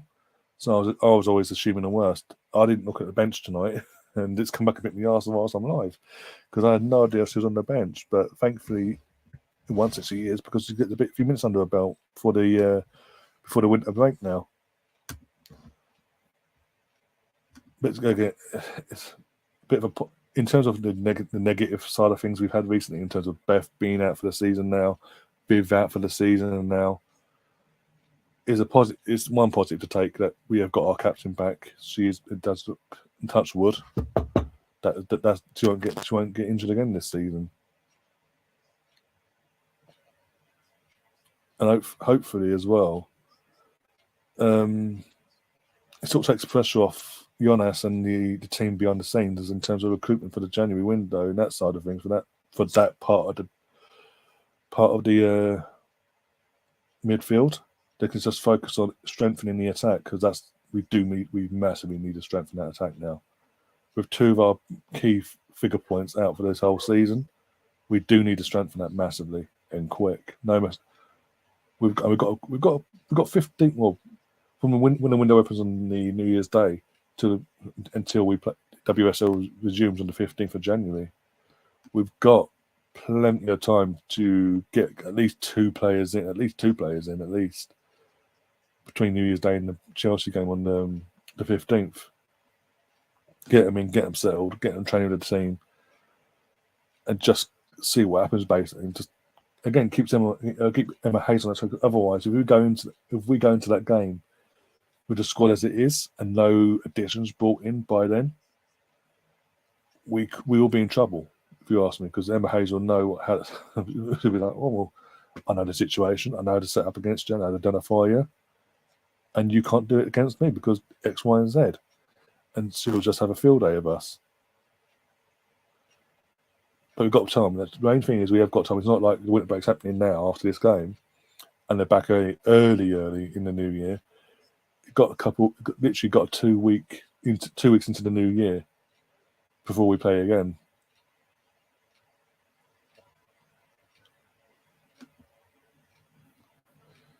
Oh, then.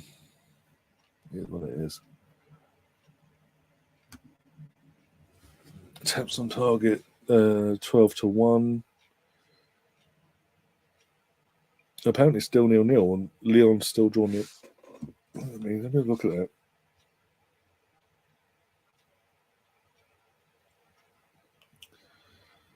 Have a look how that's playing out. Can't be. I do think what we've got 23 minutes to go plus injury time. Go on, Lee. Oh, 7-1. You're hurting. Again, another mistake, another defensive mistake. What were they thinking of?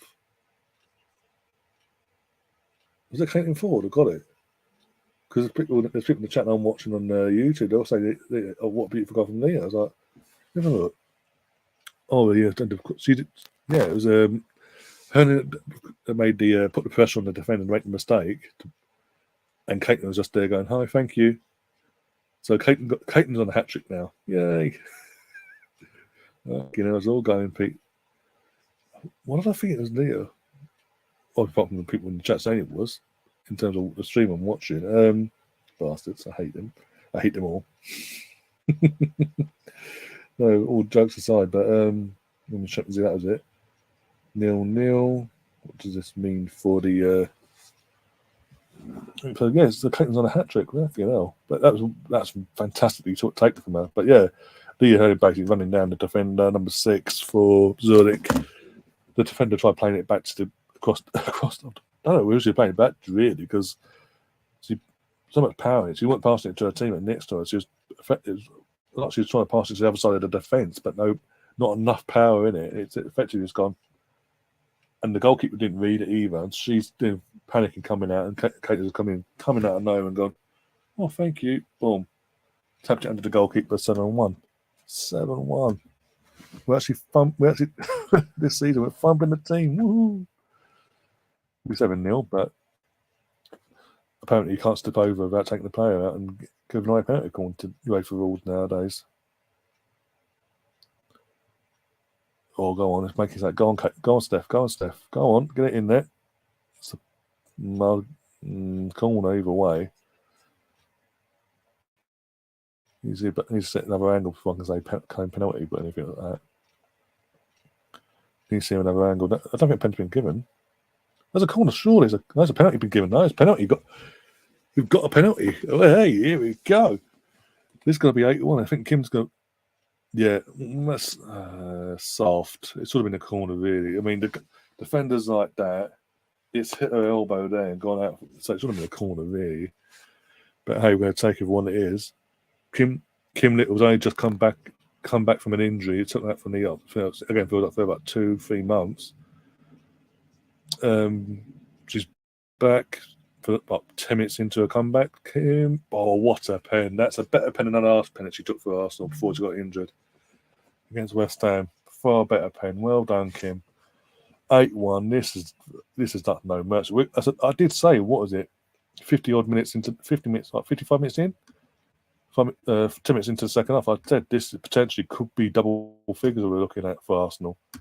We're 2 goals away now from that happening. It is 8-1 to the Arsenal.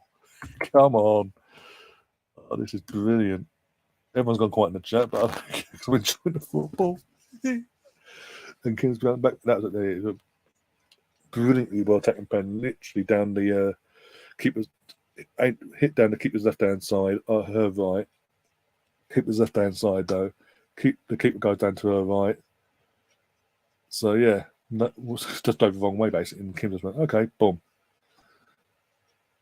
As I say, it was a far better taken pen than the last one she took against West Ham before she got injured earlier on this season.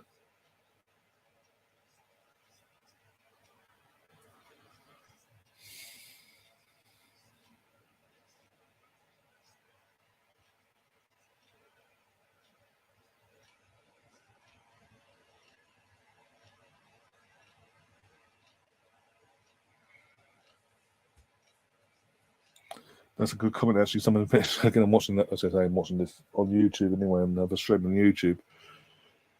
And someone's actually said in the chat, 8 goals and Miedemar is not there. Or Beth, got to say Beth as well. Beth and Vivian, neither of them are in the squad. Yeah, here we go. We struggle to take our chances in the WSL this season, against this sort of level of opposition. And then tonight, without the 2 of our best players, we're like, all right, boom, 8, fuck off, go away, put you to bed, put you to the sword, however you want to put it. We've done it, and just gone, okay, we're already qualified, but we're going to ram it home. Sort of send a message out going into the quarterfinals now, the draw, whenever that may be over the next couple of days or so. That's fucking hell, Ref. Well done, well called. This is sort of sending a message that not only have we won a group that consisted of the European champion, the defending European champions in Lyon, and we beat them 5-1 away in that opening game and all that. Obviously, Juventus as well beat them home and away. Drew it 1-1 away and 1-0 at home. Here we go. Madam's gone off on a hat trick. Player of the match for me has to be her. Got the hat trick, brilliant. But here we go. Iwabuchi is coming on now. Personally, I think she should have started, but she is coming on for the last 17 to 18 minutes of the game. So she's getting a few minutes under her belt at least. But for me, I would have started her tonight. Considering with all the injuries we've got, it seemed logical to start her where Vivian would have played tonight if she would have hadn't been injured. But hey, what do I know? Lyon still 0-0. Okay. Juventus need to score. If Juventus score, Lyon are out. That'll be huge for the Champions League if Lyon could get knocked out. Oh, almost nine. Juventus, yeah, as I say, if Juventus can nick a goal, he's dying 15 minutes, the last 15 minutes, wherever that may be, Lyon, the defending champions, will be knocked out, and that would be huge for the competition, having the defending champions go out so early. Look at the stats for that one. So yeah, literally, that is the case. The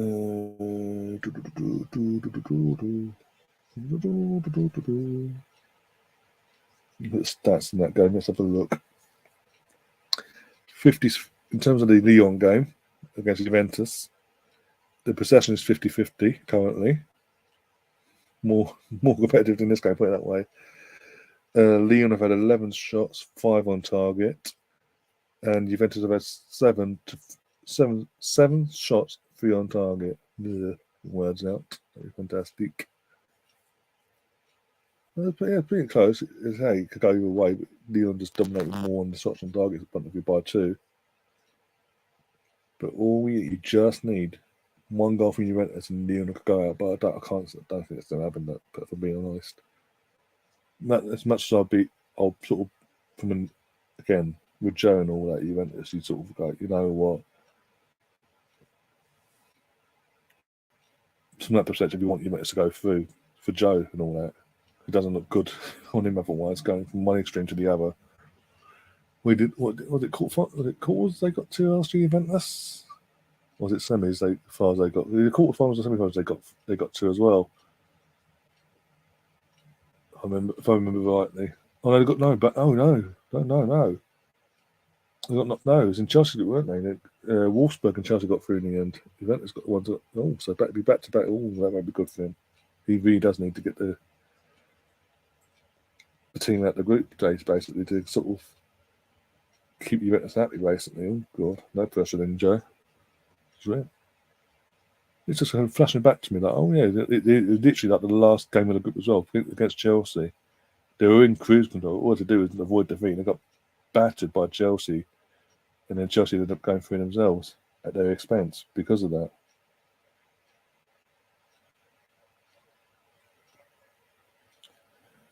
Oh dear.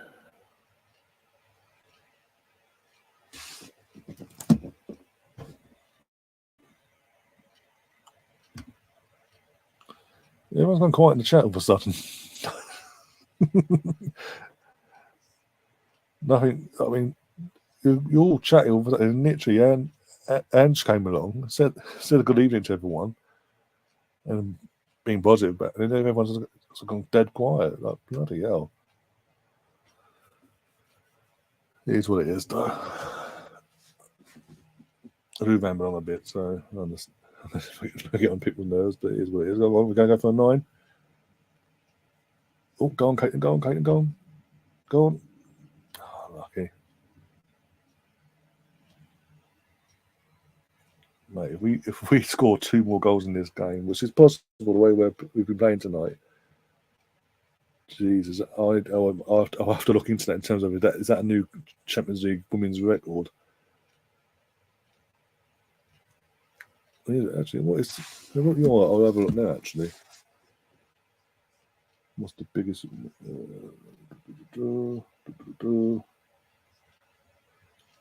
The biggest win in the women's. One sec.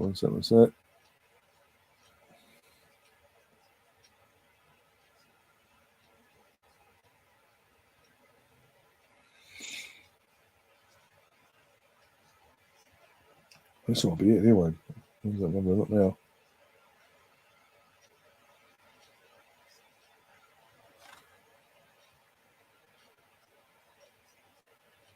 Except. Here we go.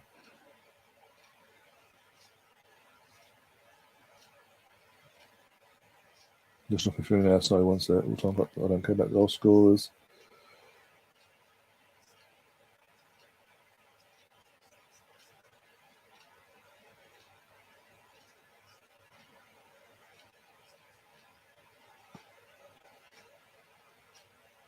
I don't really care. I want to see what is it? Don't really care about that. What? There. This is it. So currently we've got. I'm just looking at it now on the official UEFA website. One sec. No, that's coming from that.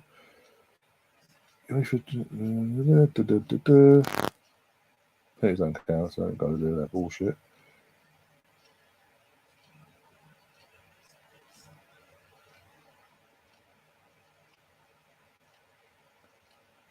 This is the biggest win win score in the Women's Champions League. Bloody hell.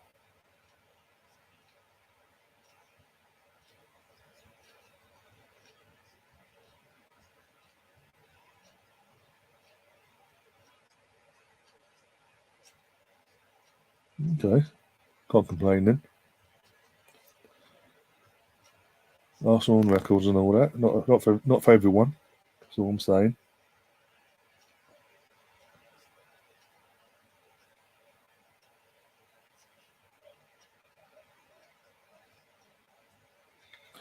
Oh, got off a free kick. Here we go. Who's going to take it? It's a free kick. Kate McCabe's going to take it. Yay.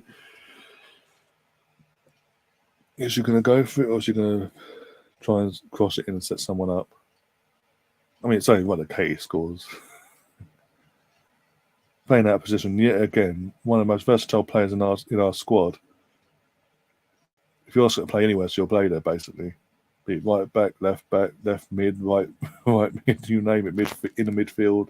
Even though the central wide seems to be a weakest point in terms of central midfield, but even if she still puts in a shift.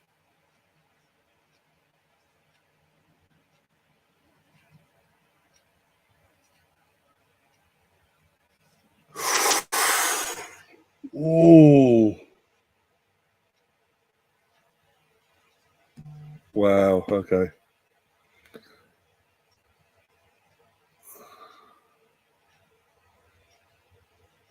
How's that not being given as a corner? Because you can clearly see. So you can clearly see the shot from McCabe takes a massive deflection off the wall and goes out for a corner, and the ref goes goal kick because you're winning 8-1.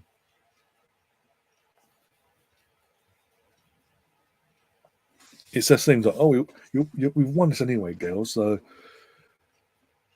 I'm going to give them a goal kick and a bit of mercy on them.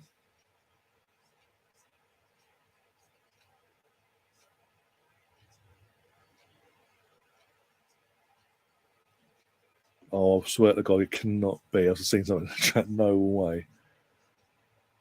Oh, this is it.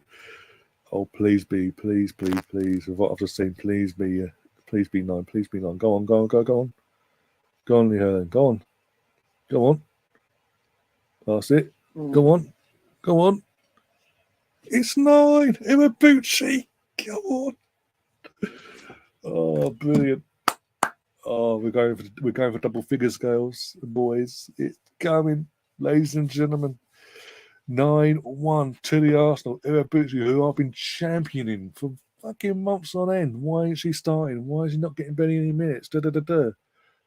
She's come on. She's gone about her game, and she's got a brilliant goal. Fantastically well taken from Iwabuchi. And it's now we're now into the last 2 minutes of the game. Arsenal 9, Zürich 1. No mercy tonight. No mercy whatsoever. Arsenal should ease up Teddy's bully. I'm making most of it, mate. Oh dear. Plenty of time. It could be even 11 at this straight away. We're going.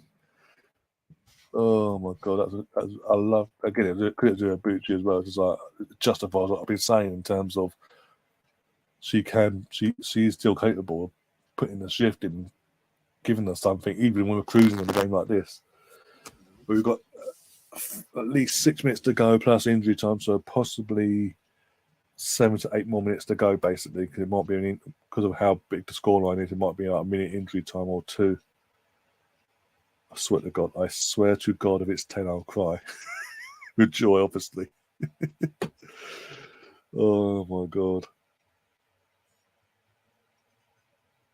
This is sending a message out. I don't care what anyone says. I know it's Zürich and it's the weakest team in the group, with all due respect. But the fact that we're doing this, we've already qualified to win the group. We knew at 2-0 and all that it'll be we won the group. But to keep going all night and just ram it home, goal after goal after goal, a little bit of a setback with the penalty they got, but even then, picked themselves up, scored more goals, punished them even more for even daring score against us.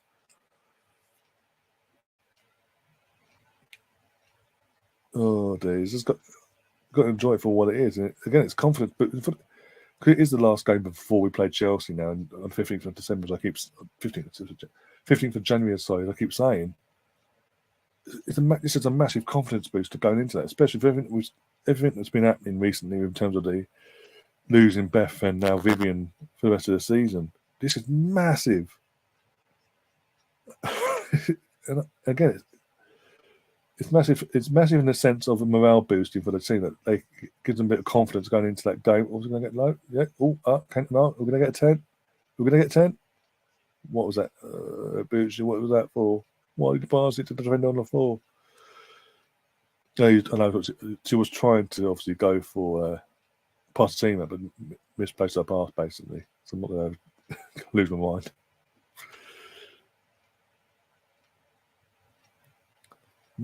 Imagine though, we've won in 9-1 without Beth and Vivian, yeah.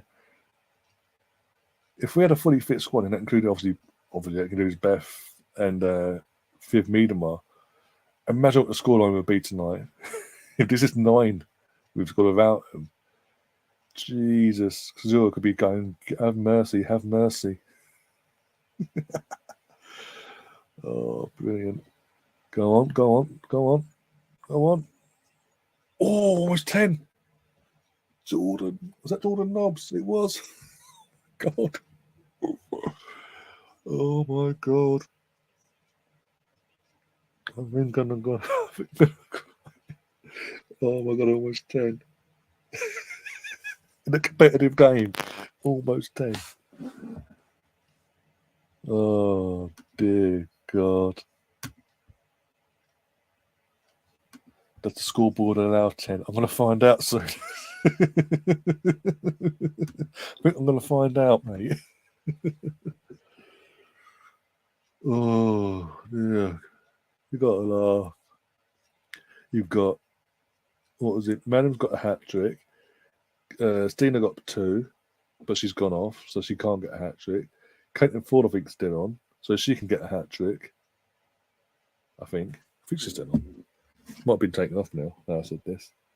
That's all the pump and glory of the goals. I might have missed her getting taken off. Just going to double check.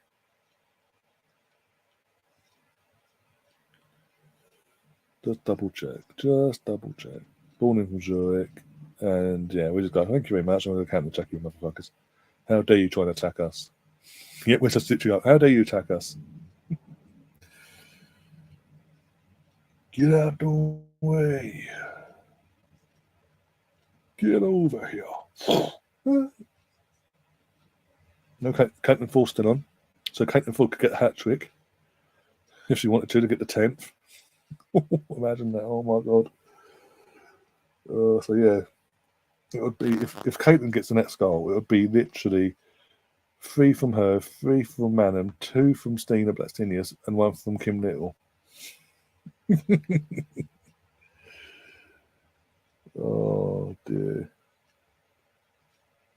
And obviously Manham Iwabuchi as well. That.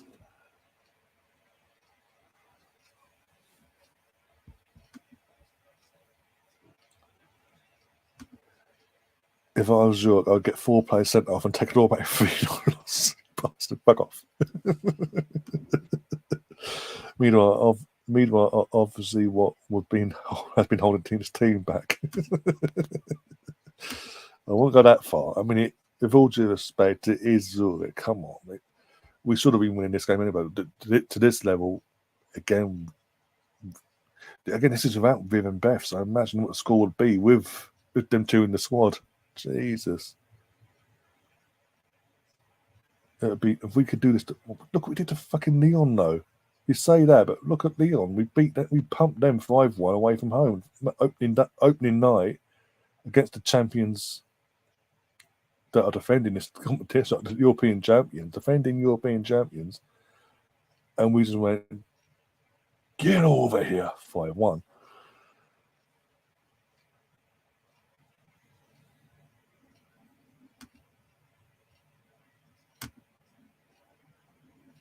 Come on, mate, I want 3 minutes. We've got 3 minutes to get one more. Come on.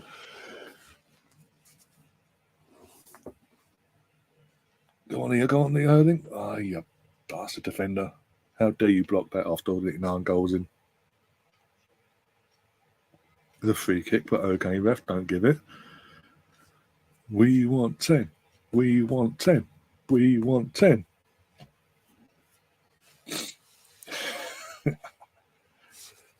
Oh, mate, come on. We want 10. We want 10. We want 10. We want 10. Oh, dear.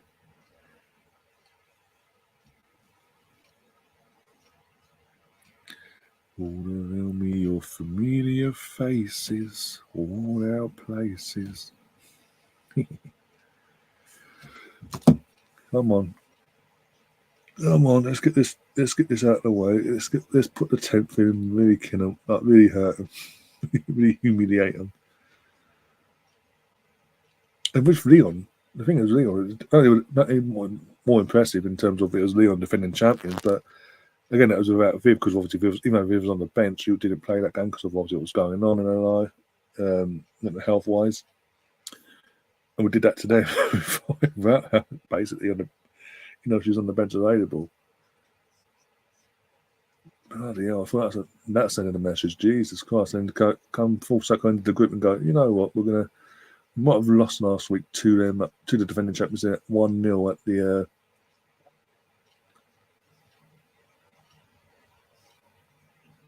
the Emirates, sorry, against Lyon. But we sort of dust ourselves saying, you know what, no worries. We'll just do what we've got to do and win the group this week. And not only win it, but fucking make sure we send a message out that there's no mercy basically happening here.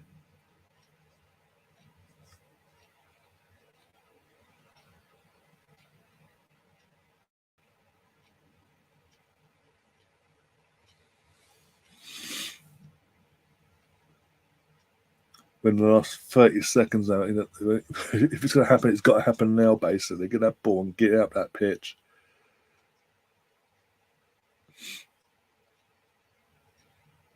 So the women have done this with, again, bare minimum squad, by the way. With injuries going throughout our squad, right? The women have done this, yeah, against the Zurich women's team. Yet the men's team struggle against Zurich home and away. What the fuck? Especially away, opening night on that pitch. Was it 2-0 or 2-1, wasn't it? We weren't playing. Wasn't at our best. I know it was a mixed team and all. It wasn't our full strength either. But jeez, there we go. 4-time whistle's gone. Arsenal win 9-1. Win the group that consisted of Juventus and the defending champions Lyon. I'm just going to pop over now quickly and double check what the score is over in Lyon against Juve. If Juventus don't win tonight, and obviously they go out to 2 years on the bounce at the group stage, I think that's probably curtains for Joe. Because part of the reason why he was brought in was to help get him competitive in the Champions League side of things.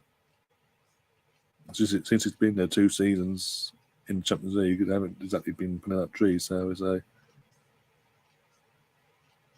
Mate, man with a hat-trick ball, though.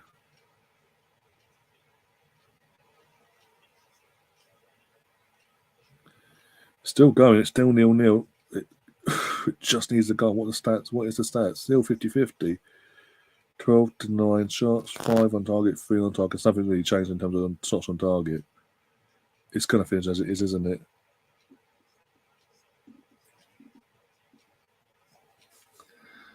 Just keep an eye on that. When it comes up full time, we will start wrapping things up. But yeah, fantastic girls. Last game of the year as well.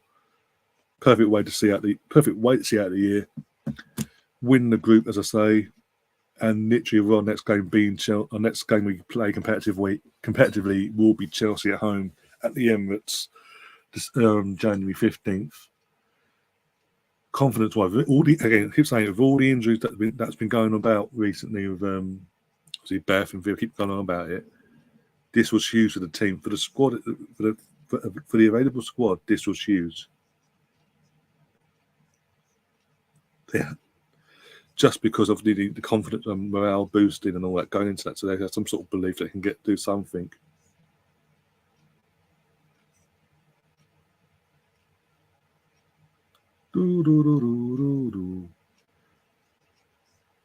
Bloody look at 30s. The stats are just going up. 62% possession, attempts on target 15, total attempts 36 attempts. There you go. Full time whistle with Leon. 0-0. Leon go for Juventus, go out and finish third in the Champions League group. So it's Arsenal and Leon who progress, but Arsenal win the group. So yay. But outcome in terms of draw, because obviously how it works out and all that does in the men's and all that, one, this, that, and the other. So I think we'll be home for the second leg, I believe, which could be huge. I think it's that's the case. I can't remember now. But yeah. Also, we avoid all the winners of the other groups as well, so that's good. That's good. That's good. So we could avoid either Barcelona or Bayern Munich. Whoever wins in that group wins that group between Bayern Munich, because they're both qualified. So it's just a matter of who wins the group. Potentially, we could avoid, but as it stands, we're avoiding Barcelona, but obviously they've got to play in Bayern Munich. So if one drops points, and for example, Barcelona drop points tonight and Bayern win, we potentially could get Barca, but we could also, as it stands, potentially get Bayern Munich. But we'll cross that bridge when we come to it. We will be doing a live stream. I'm going to find out when the Champions League draw is for the quarterfinals and semi-finals respectively. We will be doing a live stream reaction for that draw, by the way. So when I find out the dates and all that is happening for you tomorrow or Friday, I will let you know. I'll be setting the stream up for that, and so see if I can find a guest to come on with me for that, even if it be a short one. Yeah, I will be covering that, as I say, and look forward to it now. Something to look forward to. Can't really complain. Oh.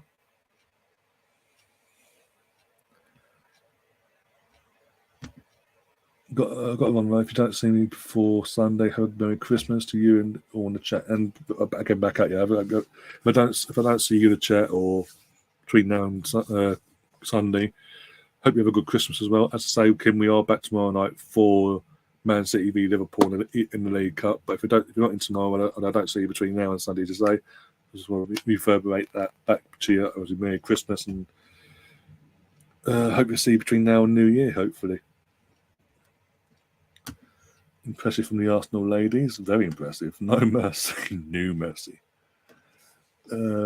Arsenal showing a lot of Christmas giving. Yeah, giving Zürich chances to practice kicking off. Line of the night. Done. But yeah, with that, guys, I'm going to wrap things up because, yeah, I've got, didn't have to sort out myself. Had a thumbnail for tomorrow night's game. Got to sort all that out and plan all that up ahead. And a few other bits and pieces. But aside from that, again, thanks to obviously Tom, Kim, Ridley, Chris, I'm trying to think now, and all the usual suspects that have popped in tonight, that have been able to pop in, obviously. For anyone, obviously, all regulars that haven't been able to pop in, but pop in later, big up to yourselves as well. Hope you all have a good. If I don't see you tomorrow in tomorrow's stream or whatever, or between now and Sunday, like Kim says, Hope you have a good Christmas, and I'll see you on the other side on Boxing Day. But as I say, we are back tomorrow night. What time is that kickoff, actually? So I can tell you exactly when we'll be going live for that. So bear with me before my phone dies.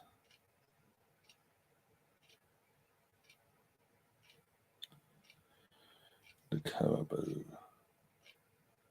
Don't start with me, motherfucker. Do, do, do, do, do, do. Oh, bloody hell, the phone's been a pain in the ass. Yeah, obviously, only if you're around, don't have to force yourself. Don't have to, obviously, if you're busy and everything, don't have to force yourself. I'm just saying that you know that we'll be about tomorrow for that one. 8 p.m. kickoff, so 7:45. Yeah, go live about 15 minutes before kickoff. Yeah, so 7:45 we'll go live for that. So Man City Liverpool, we'll go live 15 minutes before kickoff. Go through the teams, have a bit of a catch up, allow a bit of time for everyone to get in and get settled and all that, get their streams up respectively in and around the world. And yeah, as a neutral, we can also sit back and watch, and hopefully Liverpool get absolutely stomped on by Haaland and co. Assuming Haaland's got to start tomorrow, surely. He hasn't played in over a month, so he should be fucking hungry as fuck. There's no reason for him not to be playing tomorrow, but that way.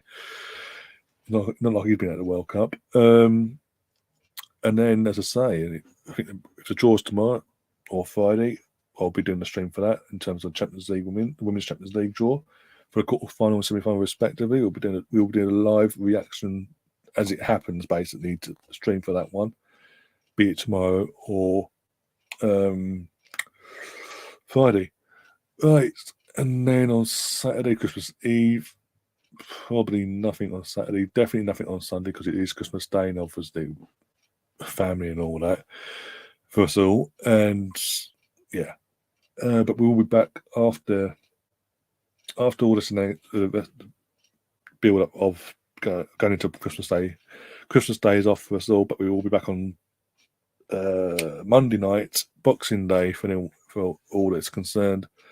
7:30 p.m. UK time in the evening for Arsenal versus West Ham United at the Emirates Stadium, the London derby. You can have me, Liam, more likely, Gary, and try and get a few other people, a couple of other guys on as well that can't go to the game because of these train strikes. Get a few of us together, have a bit of a laugh, have maybe a couple of drinks. You never know, depending on how stressed I get with Arsenal, the men's team anyway. Because no way is it going to be as clinical as this scoreline. If it's, put it this way, if we beat West Ham on Boxing Day by this score, basically, if we put 9 past West Ham, Moyes is getting sacked on 27th. Trust me. But yeah,